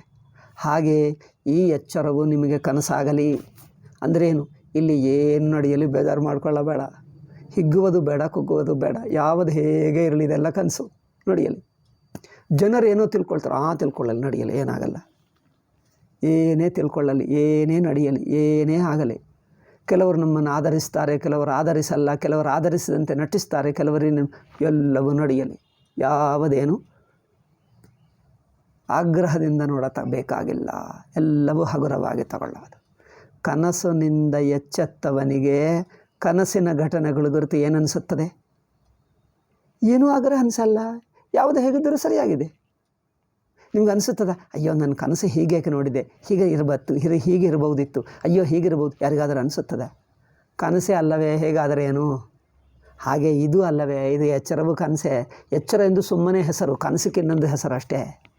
ಇದು ಹೇಗಾದರೆ ಏನು ಇರಲಿ ಅಂದರೆ ಏನು? ಹೇಗೆ ಇರಲಿ, ಎಲ್ಲವೂ ಅರಿಯುವುದೊಂದೇ ಎಂದು. ಅರಿವಿನಲ್ಲಿ ಎಚ್ಚರ ಅರಿವು ಅಖಂಡವಾದ ಅನಂತವಾದ ಅರಿವಿನಲ್ಲಿ ಆಗ್ತಾ ಇದೆ. ನಾನು ಅದೇ ಅರಿವಿನಲ್ಲೇ, ನಾನಂದರೆ ಈ ಅಹಂಬುದ್ಧಿ, ಈ ಮನಸ್ಸು, ಈ ಯೋಚನಾ, ಇದೆಲ್ಲವೂ ಅದೇ ಅರಿವಿನಲ್ಲಿದೆ. ಅರಿವಿನಲ್ಲಿ ಅಷ್ಟೇ. ಆ ಅರಿವನ್ನು ತಾನಿದೆ ಅರಿವು. ನೀವೇನು ಮಾಡುವುದು? ಅರಿವು ತಾನೇ ಇದೆ. ಆ ಅರಿವನ್ನು ನೋಡುತ್ತಾ ಇರುವಾಗ ನಿಮ್ಮ ಪ್ರಯತ್ನ ತಾನೇ ಜಾರಿ ಹೋಗುತ್ತದೆ. ನಾನು ಮಾಡ್ತಾ ಇದ್ದೇನೆ ಎಂಬ ಬುದ್ಧಿ ಹೋಗುತ್ತದೆ. ಮೊದಲು ನಾನು ಅರಿತುಕೊಳ್ಳಬೇಕು ಅನಿಸುತ್ತದೆ, ನಂತರ ಆ ಅರಿತುಕೊಳ್ಳಬೇಕು ಎಂಬ ಸಂಕಲ್ಪವೂ ಅದರಲ್ಲೇ ಕರಗಿ ಹೋಗ್ತದೆ. ಅರಿವು ತಾನೇ ಇದಲ್ಲ, ನೀನೇನು ಮಾಡೋದು? ಹೌದು, ನೀವು ನೋಡ್ತಾ ಎಷ್ಟೆಷ್ಟು ನೋಡ್ತಾ ಇದ್ದರೆ ಅರಿವಾಗಿರುವುದ? ತಾನೇ ಇದೆ ಅನಿಸುತ್ತಾ ಇರಬೇಕು. ತಾನೇ ಇದೆ ಗೊತ್ತಾಗ್ತಾ ಇರಬೇಕು. ಅನಿಸುತ್ತಾ ಅಂದರೆ ಗೊತ್ತಾಗ್ತಾ, ತಾನೇ ಇದೆ ಅರಿವು. ಅದೇ ಈಗ ಇದರಲ್ಲಿರುವುದೇ ನಿಧಿಧ್ಯಾಸನ, ಅರಿವಿನಲ್ಲೇ ಇದ್ದೀವಿ. ಆ ಅರಿವು ತಾನೇ ಇದೆ. ಈಗ ಈ ಮಾತು ಅರಿವಿನಲ್ಲೇ ಗೊತ್ತಾಗ್ತಾ ಇದೆ. ತಾನೇ ಅರಿವು, ತಾನು. ಈ ತರಹ ಆ ಅರಿವಿಗೆ ಎಲ್ಲವೂ ತಿಳಿಯುತ್ತಾ ಇದೆ. ತಿಳಿಯದೆ ಯಾವುದು ಬಿಟ್ಟಿಲ್ಲ. ಅರಿವು ಅಪ್ರಯತ್ನ, ಯಾವ ಪ್ರಯಾಸವಿಲ್ಲ, ಯಾವ ಆಯಾಸವಿಲ್ಲ, ತಾನು. ಈ ತರಹ ಅಪ್ರಯತ್ನವಾಗಿ ಅರಿವಾಗಿರುವುದೇ ತನ್ನ ಸ್ವಭಾವ. ಆದ್ದರಿಂದ ಈ ಸ್ವರೂಪವನ್ನು ತಿಳಿಸುತ್ತದೆ ಅಂದರೆ ಅರ್ಥವೇನು? ನಮ್ಮಲ್ಲಿ ನಾನೇನೋ ಪ್ರಯತ್ನ ಮಾಡ್ತಾ ಇದ್ದೀನಿ, ನಿಗ್ರಹ ಮಾಡ್ತಾ ಇದ್ದೀನಿ, ಏನು ಅನಿಸುತ್ತದಲ್ಲ, ಅದು ಅಧ್ಯಾರೋಪಿತವೇ. ಅಧ್ಯಾರೋಪಿತ ಅಂದರೆ ನಾವು ಅಂದ್ಕೊಳ್ತಾ ಇದ್ದೀವಿ ಅಷ್ಟೇ, ಅನಿಸಿಕೆನೇ. ಈ ಅನಿಸಿಕೆಯು ತಮ್ಮ ಅರಿವಿನಲ್ಲೇ ಗೊತ್ತಾಗ್ತಾ ಇದೆ. ಅರಿವಿಗೂ ಯಾವುದೂ ಇಲ್ಲ. ಅರಿವು ಸುಮ್ಮನೆ ಅರಿವು ತಾನು. ಹೀಗೆ ವಾಕ್ಯೇನ ಬ್ರಹ್ಮಾತ್ಮ ತತ್ವಸ್ಯ ವಾಕ್ಯೇನ ಸ್ಮಾರಣಂ ಮುಕ್ತ್ವಾ. ಸ್ಮಾರಣಂ ಅಂದರೆ ಜ್ಞಾಪಿಸುವುದು. ನೋಡಿ, ಹೀಗಿದ್ದಿ ನೋಡು, ನೀನು ಅರಿವಾಗಿದ್ದೀಯೇ. ಈ ವಾಕ್ಯವನ್ನು ಹೇಗೆ ಅರ್ಥ ಮಾಡ್ಕೊಳ್ತೀರಿ ನೋಡಿ. ನೀನು ಅರಿವಾಗಿದ್ದೀ ಅಂದರೆ ಏನು ಹೇಳ್ತೀವಿ? ಇದನ್ನು ಅರ್ಥ ಮಾಡ್ಕೊಂಡು ನೋಡ್ತೀನಿ. ಇದನ್ನು ಅರ್ಥ ಮಾಡಿಕೊಳ್ಳುವುದಂದರೆ ಅರಿವಾಗಿರುವುದೇ. ಅರಿವಾಗಿದ್ದೀಯೇ ಎಂದು ವಾಕ್ಯವು ನಿಮಗೆ ಹೇಗೆ ಅರ್ಥವಾಗ್ತದೆ? ನೀವು ಸಾಕ್ಷಿಯಾಗಿರುವುದೇ ಅರ್ಥ ಮಾಡಿಕೊಳ್ಳುವುದು, ಬೇರೆ ಏನಿಲ್ಲ. ನೀವು ಬೇರೆ ಬುದ್ಧಿಯಿಂದ ಎಷ್ಟು ಅರ್ಥ ಮಾಡಿಕೊಂಡ್ರೂ ಅದು ಅಲ್ಲವೇ ಅಲ್ಲ. ಅರ್ಥ ಮಾಡಿಕೊಳ್ಳುವುದಂದರೆ ನಾನು ಅರಿವಾಗಿದ್ದೇನೆ, ಅರ್ಥ ಮಾಡ್ಕೊ. ಯೋಚನವು ಬಂದು ಬುದ್ಧಿ ಸಂಕಲ್ಪಗಳು ಯೋಚನೆಗಳು ವೃತ್ತಿ ಬಂದು ವೃತ್ತಿಯೂ ಅರಿವಿನಲ್ಲೇ ಗೊತ್ತಾಗಿಬಿಡ್ತದೆ. ಯಾವ ವೃತ್ತಿ ಬರಲ್ಲ, ಬಂದಿರುವ ವೃತ್ತಿ ಅರಿವಿನಲ್ಲೇ ಇರ್ತದೆ. ಅರಿವು ತಾನೇ ಇದೆ. ಆ ವಾಕ್ಯದ ಅರ್ಥವು ತಾನು, ತನ್ನ ಅನುಭವವನ್ನೇ ವಾಕ್ಯ ಹೇಳ್ತಾ ಇದೆ. ಆ ವಾಕ್ಯವು ಅರಿವಿನಲ್ಲೇ ಗೊತ್ತಾಗ್ತಾ ಇದೆ. ಆ ವಾಕ್ಯದ ಅರ್ಥ ಅರಿವಿನಲ್ಲೇ ಗೊತ್ತಾಗ್ತಾ ಇದೆ. ಅರಿವಿಗಿಂತ ವಾಕ್ಯ ಬಿಡಿಯಾಗಿಲ್ಲ, ಅದರ ತಿಳುವಳಿಕೆ. ವಾಕ್ಯದ ಅರ್ಥವು ಅರಿವಿಗಿಂತ ಬಿಡಿಯಾಗಿಲ್ಲ, ಸಾಕ್ಷಿಗಿಂತ ಬಿಡಿಯಾಗಿಲ್ಲ. ವಾಕ್ಯವೂ ಸಾಕ್ಷಿ, ವಾಕ್ಯದ ಕೇಳುವಿಕೆ ಸಾಕ್ಷಿ, ಆ ವಾಕ್ಯದ ಅರ್ಥವೂ ಸಾಕ್ಷಿ. ಅರಿವಾಗಿದ್ದೀಯೇ, ಹೌದು, ಇರುವುದೇ ಅದು. ಹಾಗೆ ತಿಳ್ಕೊಂಡರೆ ಇದೇ ಸ್ಮರಣವು ವಾಕ್ಯ ಏನು ಮಾಡ್ತದೆ? ವಾಕ್ಯ ಬಂದು ನಿಮ್ಮ ಅರಿವಿನಲ್ಲಿ ಗೊತ್ತಾಗ್ತದೆ, ಗೊತ್ತಾಗಿ ಅರ್ಥ ಆಗುತ್ತದೆ. ಆ ಅರ್ಥವೂ ಅರಿವೇ ಆಗಿಬಿಡ್ತದೆ ಅಷ್ಟೇ. ವಾಕ್ಯ ಬಂದು ಅರಿವಿನಲ್ಲಿ ಮುಳುಗಿ ಅರಿವೇ ಆಗಿಬಿಡ್ತದೆ. ಏಕೆಂದರೆ ಅರಿತುಕೊಳ್ಳುವುದಂದ್ರೆ ಇನ್ನೇನು? ವಾಕ್ಯವನ್ನು ಅರಿತುಕೊಳ್ಳುತ್ತೇನೆ ಎಂದು ಹೋಗಿ ಅರಿವಾಗಿದ್ದೇನೆ ಆಗಬೇಕು. ವಾಕ್ಯವನ್ನು ಅರಿತುಕೊಳ್ಳುತ್ತೇನೆ ಎಂಬುದು ಮೊದಲನೇ ಹೆಜ್ಜೆ. ಇನ್ನೂ ಅದೇ ಗಮನಿಸ್ತಾ ಇದ್ದರೆ ಅದು ಅರಿವೇ ಆಗಿಬಿಡ್ತದೆ. ಅರಿವಾಗಿ ಬಿಟ್ಟಾಗ ಇನ್ನು ಅರಿಯುವುದು ಯಾವುದು? ಅರಿವಾಗಿರುವುದೇ ಅರಿಯುವುದು. ಅರಿವಾಗಿರುವುದೇ ಅರಿಯುವುದು ಅಷ್ಟೇ ಹೊರತು ಯಾವುದೇ ಒಂದಾನೊಂದನ್ನು ಅರಿಯುವುದಲ್ಲ. ಒಂದಾನೊಂದನ್ನು ಅರಿಯುವುದಲ್ಲ, ಅರಿವಾಗಿರುವುದೇ. ಅರಿವಾಗಿರುವುದು ತಾನೇ ಇದ್ದದ್ದೇ ಹೊರತು ನಾವು ಮಾಡತಕ್ಕದ್ದಲ್ಲ. ಅರಿವಾಗಿರುವುದೇ ಸಾಕ್ಷಿಭಾವ. ಅಂದರೆ ಇರುವುದು ಅಂದರೆ ಏನು ಮಾಡಬೇಕು? ಮಾಡುವಂಥದ್ದಲ್ಲ, ಅರಿವಾಗಿದ್ದೇ ತಾನೇ ಇದೆ. ಆದ್ದರಿಂದ ಏನು, ತಾನಾಗಿದ್ದನ್ನು ಇರುವುದಕ್ಕೆ ಬಿಡುವುದು ನಮ್ಮ ಪ್ರಯತ್ನವೂ ಬೇಕಾಗಿಲ್ಲ. ಅದು ತಾನೇ ಬಿದ್ದು ಹೋಗುತ್ತದೆ. ಪ್ರಯತ್ನವೂ ತಾನೇ ಬಿದ್ದು ಹೋಗುತ್ತದೆ. ನೀವು ಪ್ರಯತ್ನವನ್ನು ಪ್ರಯತ್ನವನ್ನೆಲ್ಲ ತ್ಯಾಗ ಮಾಡು ಹೇಳ್ತೀವಿ. ತ್ಯಾಗ ಅಂದರೆ ಮತ್ತೊಂದು ಪ್ರಯತ್ನ ಮಾಡ್ತೀರಿ. ತ್ಯಾಗ ಎಂಬುದು ಇಲ್ಲಿ ಪ್ರಯತ್ನ ರೂಪ ತ್ಯಾಗ ಅಲ್ಲ, ಅಪ್ರಯತ್ನ ರೂಪ ತ್ಯಾಗ. ಸುಮ್ಮನೆ ಇರುವುದೇ ತ್ಯಾಗ. ಸುಮ್ಮನೆ ಇರುವುದೇ ಅಂದರೆ ಆ ತ್ಯಾಗವು ಹಾಗೇ ಇದ್ದುಬಿಟ್ಟಿದೆ. ಬಿಡತಕ್ಕದ್ದೆಲ್ಲ ಬಿಟ್ಟೇ ಇದ್ದೆ. ವೃತ್ತಿಗಳೆಲ್ಲ, ಮನಸ್ಸೆಲ್ಲ, ವೃತ್ತಿಗಳೆಲ್ಲ ತಾನೇ ಬಿದ್ದು ಹೋಗಿವೆ. ಬಿದ್ದು ಹೋಗುವುದಂದರೆ ಅರಿವಿನಲ್ಲಿ ಮುಳುಗಿ ಹೋಗಿವೆ. ಎಲ್ಲವೂ ಅರಿವು, ಎಚ್ಚರದ ಅರಿವು, ಅಖಂಡ ಅರಿವಿನಲ್ಲಿ ಮುಳುಗಿ ಹೋಗೇ ಇವೆ. ಅರಿವೇ ಉಳಿದು ಬಿಟ್ಟಿದೆ. ಆದ್ದರಿಂದ ಆ ಅರಿವೇ ಆಗಿದೆ ಎಂದು ಇದು ಅನ್ಯತ್ ಕಿಂಚಿದ ಅಪೇಕ್ಷಿತ ಮಿತಿ ಸಂಭಾವ್ಯತೆ. ಇದು ತಿಳಿಯುವುದಕ್ಕೆ ಬೇರೆ ಇನ್ನೇನು ಬೇಕಾಗಿಲ್ಲ. ಅತಏವ ಅತ್ರ ಪ್ರಯತ್ನಂ ವಿನಾ ವಾಕ್ಯಶ್ರವಣ ಮಾತ್ರೇಣ ಸಂಸಾರಾನರ್ಥಃ ನ ಕಸ್ಯಚಿದಪಿ ನಿವರ್ತೇತ ಇತಿ ಉಪಾಸನಾದಿ ವಿಧಿವ್ಯಸನಿನಾಂ ಜ್ಞಾನಾಭ್ಯಾಸಾದಿವ್ಯಸನಿನಾಂ ಚ ಶಂಕಾಮುದ್ಭಾವ್ಯ ಪರಿಹಾರಶೀತ್ ಭಾಷ್ಯಕಾರ. ಕೆಲವರು ಹೇಳ್ತಾರೆ, ಶ್ರವಣದಿಂದ ಸ್ವಲ್ಪ ಜ್ಞಾನವಾಯಿತು, ನಾನು ಬ್ರಹ್ಮ ಎಂದು ತಿಳಿಯಿತು, ಹೀಗೆ ಹೇಳ್ತಾರೆ ಅವರು ಪೂರ್ವಪಕ್ಷಿ. ಆದರೆ ತಿಳ್ಕೊಂಡ ನಂತರನೂ ಇನ್ನೂ ಹೋಗಲಿಲ್ಲವೇ? ಅದಕ್ಕೋಸ್ಕರ ಏನೋ ಸ್ವಲ್ಪ ಮಾಡಬೇಕು, ಹೆಚ್ಚಿಲ್ಲ ಒಂಚೂರು ಮಾಡಬೇಕು ಅವ್ರು ಹೇಳ್ತಾರೆ. ನೀವು ಪ್ರಯತ್ನ ಮಾಡದಿದ್ದರೆ ಹೇಗೆ ಬರ್ತದಪ್ಪ? ನೀವು ಪ್ರಯತ್ನ ಮಾಡಲೇಬೇಕು ಅನ್ನೋರು ಹೇಳ್ತಾರೆ. ಆಯಿತು. ಅತಏವ ಅತ್ರ ಪ್ರಯತ್ನಂ ವಿನ ವಾಕ್ಯ ಶ್ರವಣ ಮಾತ್ರೇಣ, ವಾಕ್ಯವನ್ನು ತಿಳ್ಕೊಂಡ ಮಾತ್ರದಿಂದ ಸಂಸಾರ ಅನರ್ಥವು ಯಾರಿಗೂ ಹೋಗುವುದಿಲ್ಲ. ಸಂಸಾರದ ಅನರ್ಥ ಅಂದರೆ ದುಃಖ. ಸಂಸಾರದ ದುಃಖ ಯಾರಿಗೂ ಹೋಗುವುದಿಲ್ಲ. ಅದಕ್ಕೋಸ್ಕರ ಒಂದು ಚೂರು ಮನಸ್ಸಿನಿಂದ ಏನೋ ಪ್ರಯತ್ನ ಅಂದರೇನು? ಮನಸ್ಸು ಬಂತು, ಕರ್ತೃತ್ವ ಬಂತು ಅಲ್ಲವೇ? ಪ್ರಯತ್ನ ಅಂದರೇನು? ಕರ್ತೃತ್ವವು ಒಂದು ವೃತ್ತಿ. ಆ ವೃತ್ತಿಯಿಂದ ಸಾಕ್ಷಿ ಆಗ್ತೀಯಾ? ಕರ್ತೃತ್ವ ವೃತ್ತಿಯಿಂದ ಏನೋ ಮಾಡ್ತೀನಿ ಅಂದರೆ ವೃತ್ತಿ ಬಂತು, ಕರ್ತೃತ್ವ ಆಯಿತು. ವೃತ್ತಿ ಬಂದರೆ ಆ ವೃತ್ತಿಯಿಂದ ಏನಾಗ್ತದೆ? ವೃತ್ತಿಯಲ್ಲ ಇರ್ತೀವಿ. ವೃತ್ತಿ ತಾನೇ ಇಲ್ಲ. ಕರ್ತೃತ್ವವೆಂಬ ವೃತ್ತಿ ಅರಿವಿನಲ್ಲಿ ತಾನೇ ಮುಳುಗಿ ಹೋಯಿತು. ಅರಿವಿನ ಮಟ್ಟಕ್ಕೆ ವೃತ್ತಿ ಬಿಡಿಯಾಗಿಲ್ಲ. ನಾನು ಮಾಡ್ತೀನಿ ಎಂಬ ವೃತ್ತಿ ಅರಿವಂದರೆ ಇರವುಗಿಂತ ಬಿಡಿಯಾಗಿಲ್ಲ, ತಾನೇ ಇಲ್ಲ. ಇರವಿನಲ್ಲಿ ಮುಳುಗಿ ಹೋಯಿತಂದರೆ ಇರವೇ. ತೋರಿಕೆಯೆಲ್ಲ, ಪ್ರಯತ್ನಗಳೆಲ್ಲ ಇರವೇ, ಸಂಕಲ್ಪವೆಲ್ಲ ಇರವೇ, ಪ್ರಯತ್ನವೂ ಇರವೇ. ಇರುವುದೇ ಪ್ರಯತ್ನ. ಪ್ರಯತ್ನ ಅಂದಂತೆ ಅನಿಸಿದ್ದರೂ ಅದೂ ಇರವೇ. ಇರುವಗಿಂತ ಬಿಡಿಯಾಗಿ ಯಾವ ಪ್ರಯತ್ನ ಇಲ್ಲ. ಹಾಗೆ ಇದು ಅವರೇನು ಮಾಡ್ತಾರೆ, ಏನೋ ಉಪಾಸನ ಮಾಡಬೇಕು ಎಂದು ಹೇಳ್ತಾರೆ. ಈ ಹೇಳುವುದು ಅನ್ನೆಸೆಸರಿ ಸಂಕಲ್ಪ, ಅನಾವಶ್ಯಕ ವೃತ್ತಿ. ಆ ವೃತ್ತಿಯೂ ಬೇಡ. ಏಕೆ? ಆ ವೃತ್ತಿ ಅರಿವೇ ಆಗಿಬಿಟ್ಟಿದೆ, ಇರವೇ ಆಗಿಬಿಟ್ಟಿದೆ. ಜ್ಞಾನಾಭ್ಯಾಸ ಮಾಡಬೇಕು ಹೇಳ್ತಾರೆ, ಅದು ಅನಾವಶ್ಯಕವೇ. ಆದ್ದರಿಂದ ಇಂಥ ಪ್ರಶ್ನವನ್ನು ಎಬ್ಬಿಸಿ ಭಾಷ್ಯಕಾರರು ಉತ್ತರ ಕೊಡ್ತಾರೆ, ಅದು ಅನಾವಶ್ಯಕ. ಅವರು ಅರಿವಿನ ಸ್ವರೂಪವನ್ನು ಸರಿಯಾಗಿ ಅರ್ಥಕೊಂಡಿಲ್ಲ. ಅವರೇನು ಹೇಳ್ತಾರೆ, ಶ್ರವಣದಿಂದ ಅರ್ಥ ಮಾಡಿಕೊಂಡು ಧ್ಯಾನ ಮಾಡ್ತೀವಿ. ಶ್ರವಣದಿಂದ ಅರ್ಥವಾಗಿದ್ದರೆ ಧ್ಯಾನಕ್ಕೆ ಏನೂ ಉಳಿಯುವುದೇ ಇಲ್ಲ. ನೀವು ಬ್ರಹ್ಮನೇ ಎಂದು ತಿಳ್ಕೊಂಡರೆ ಇನ್ನು ಧ್ಯಾನ ಯಾರು ಮಾಡ್ತಾರೆ? ಏಕೆ ಮಾಡ್ತಾರೆ?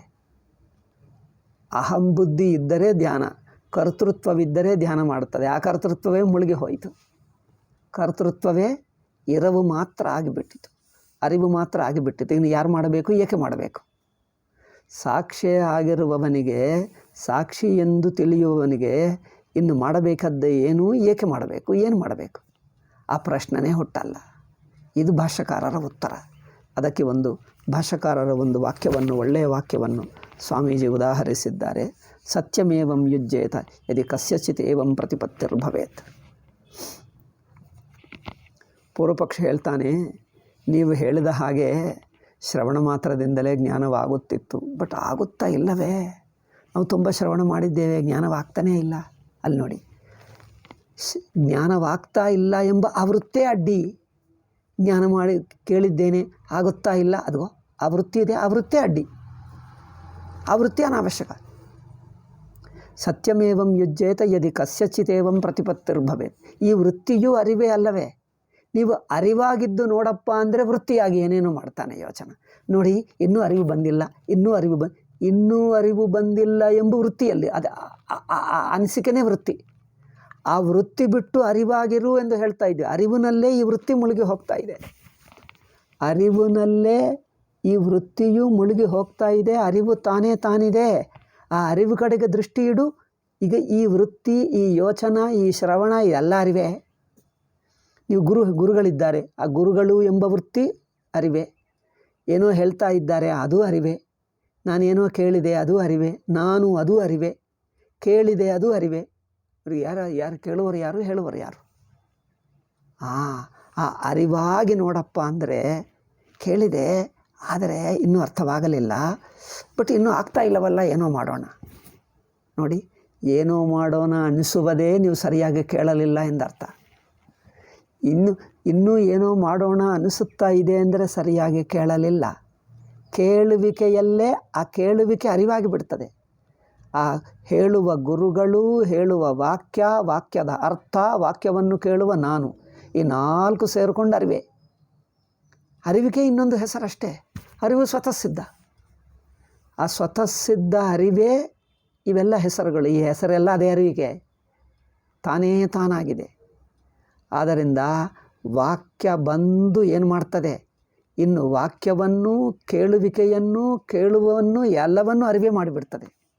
ವಾಕ್ಯ ಬಂದು ಆ ವಾಕ್ಯ, ಅದರ ಕೇಳುವಿಕೆ, ಅದರ ಅರ್ಥ ಅದೆಲ್ಲವೂ ಅರಿವೇ ಆಗಿಬಿಡ್ತದೆ.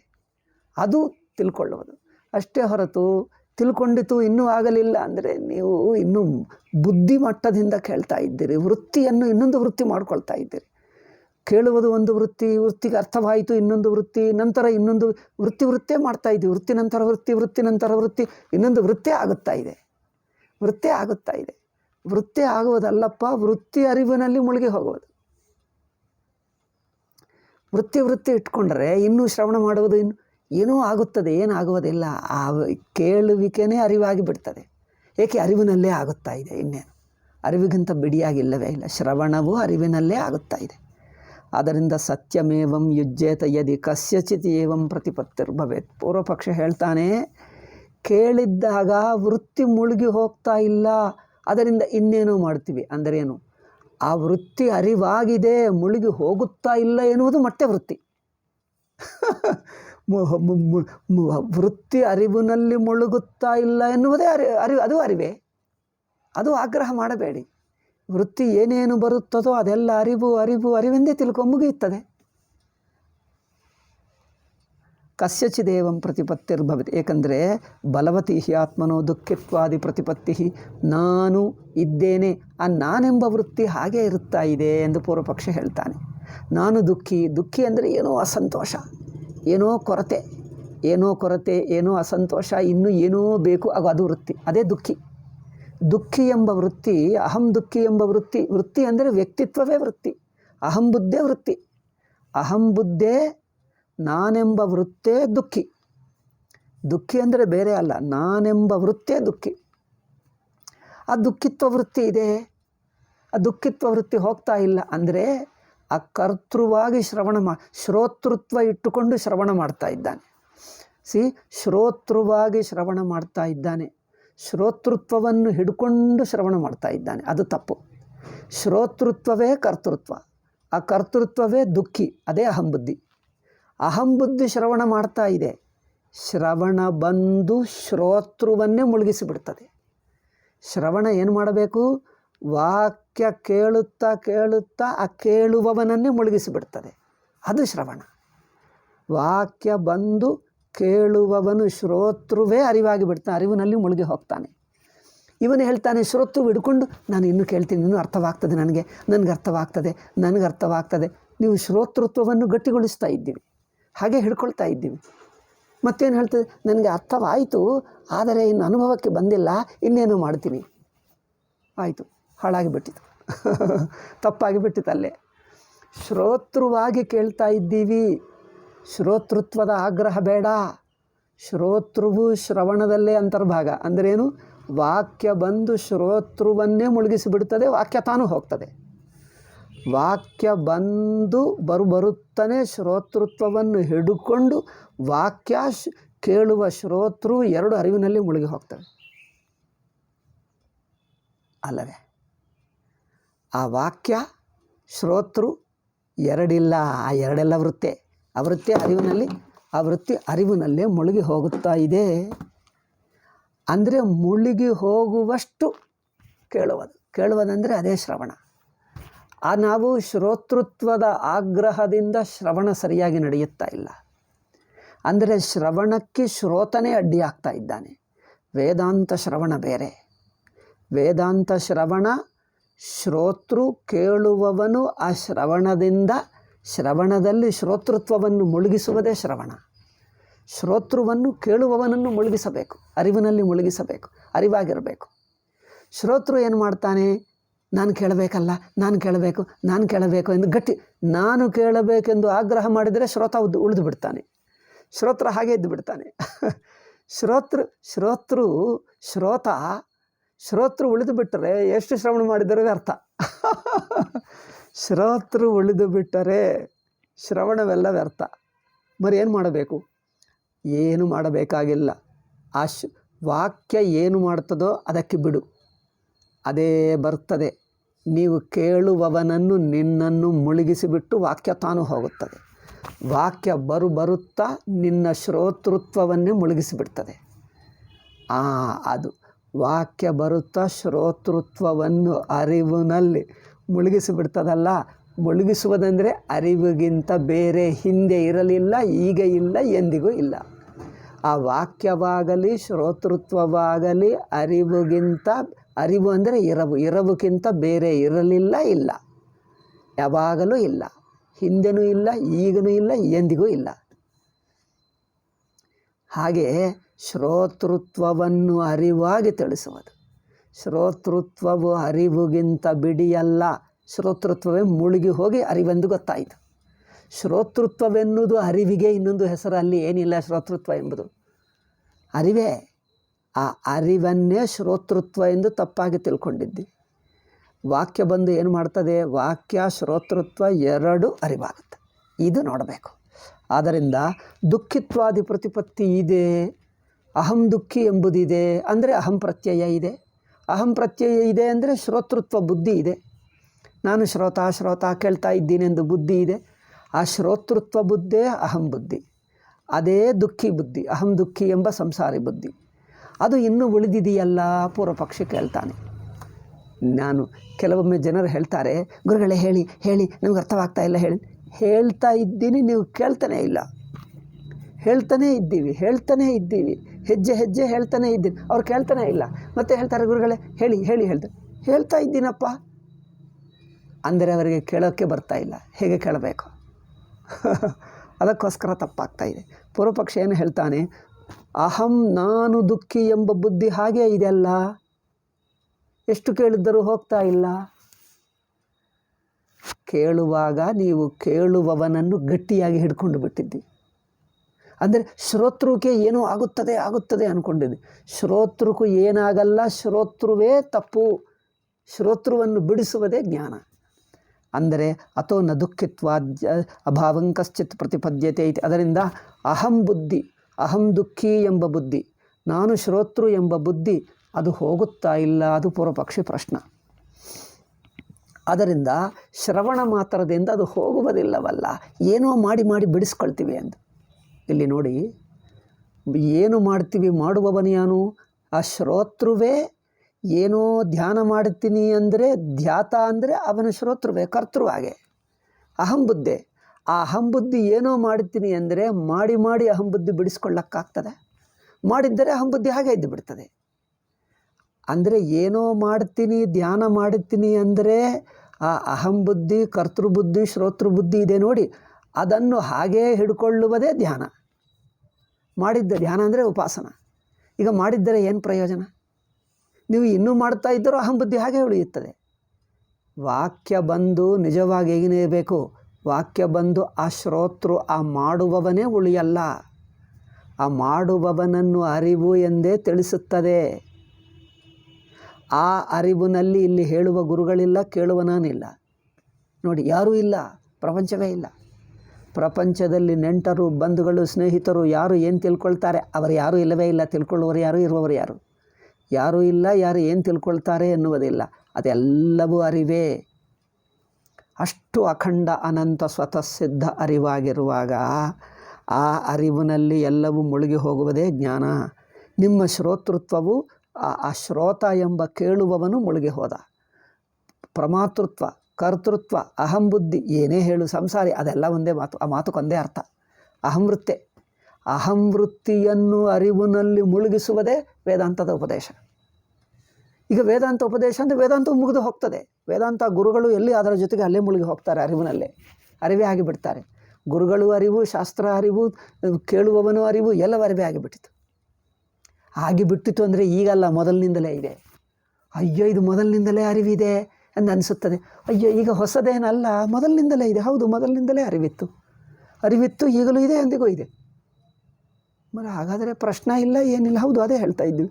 ಯಾವ ಪ್ರಶ್ನೆ ಇಲ್ಲ, ಯಾವ ಮಾಡಬೇಕಾಗದ್ದಿಲ್ಲ, ಎಲ್ಲವೂ ಅರಿವೇ ಆಗಿದೆಲ್ಲ. ಮಾಡುವವರು ಯಾರು, ಏನು ಮಾಡುವುದು, ಏನು ಮಾಡಬೇಕು, ಏಕೆ? ಆ ಪ್ರಶ್ನೆನೇ ಇಲ್ಲ. ಆದ್ದರಿಂದ ಪೂರ್ವಪಕ್ಷ ಹೇಳ್ತಾನೆ, ಎಷ್ಟು ಕೇಳಿದ್ದರೂ ಇನ್ನು ದುಃಖ ಹೋಗುತ್ತಾ ಇಲ್ಲ. ದುಃಖ ಅಂದರೆ ಅಹಂಬುದ್ಧಿ ಹೋಗುತ್ತಾ ಇಲ್ಲ ಹೇಳ್ತಾನೆ. ಅಹಂಬುದ್ಧಿ ಹೋಗುತ್ತಾ ಇಲ್ಲ, ಅಹಂಬುದ್ಧಿ ಬಿಡಿಸಬೇಕು. ಅದಕ್ಕೋಸ್ಕರ ಶ್ರವಣ ಆಯಿತು, ಇನ್ನು ಧ್ಯಾನ ಮಾಡ್ತೀವಿ. ಅಯ್ಯೋ ರಾಮನ, ದೇಹಾದ್ಯಭಿಮಾನವದ್ ದುಃಖಿತ್ವಾದ್ಯಭಿಮಾನಸ್ಯ ಮಿಥ್ಯಾಭಿಮಾನತ್ವೋಪಪತ್ತೇ. ನೋಡಿ, ದೇಹವು ಹೇಗೆ ಅನಾವಶ್ಯಕ ಅಭಿಮಾನ. ದೇಹವು ನೀನು ಅಲ್ಲವೇ ಅಲ್ಲ. ಕಣ್ಣು ಮುಚ್ಚಿಕೊಂಡ್ರೆ ದೇಹವು ನಿನಗಿಲ್ಲ. ಇದ್ಯಾನಿಗೆ ನೀನೇನು? ನೀವು ಯಾವುದೋ ಕೆಲಸದಲ್ಲಿ ಮುಳುಗಿದ್ದರೆ ದೇಹವನ್ನು ಮರ್ತೇ ಹೋಗ್ತೀವಿ. ದೇಹವು ನೀನಾಗಿದ್ದರೆ ಮರೆಯೋಕ್ಕಾಗುತ್ತಿರಲಿಲ್ಲ. ದೇಹವು ಮರೆತು ಹೋಗ್ತೀವಿ ಅಂದರೆ ಅದು ಮರೆಯತಕ್ಕದ್ದೇ. ಮರೆಯತಕ್ಕದ್ದಂದರೆ ಅದು ಇನ್ನೊಬ್ಬರದು, ನೀನಲ್ಲ. ಅಂದರೆ ಅದು ಹೊರಗಿಂದೇ ಹೊರತು ನೀನಲ್ಲ. ಎಷ್ಟು ಚೆನ್ನಾಗಿದೆ. ದೇಹವನ್ನು ಹೇಗೆ ಮರೆತು ಹೋಗ್ತೀವೋ, ನಾನಲ್ಲ ಎಂದು ಗೊತ್ತಾಗ್ತದೋ, ಹಾಗೆಯೇ ಈ ಅಹಂಬುದ್ಧಿಯನ್ನು ನೀನು ಮರೆತು ಹೋಗ್ತೀವಿ. ಅಂದರೆ ಅಹಂಬುದ್ಧಿ ನೀನಲ್ಲ.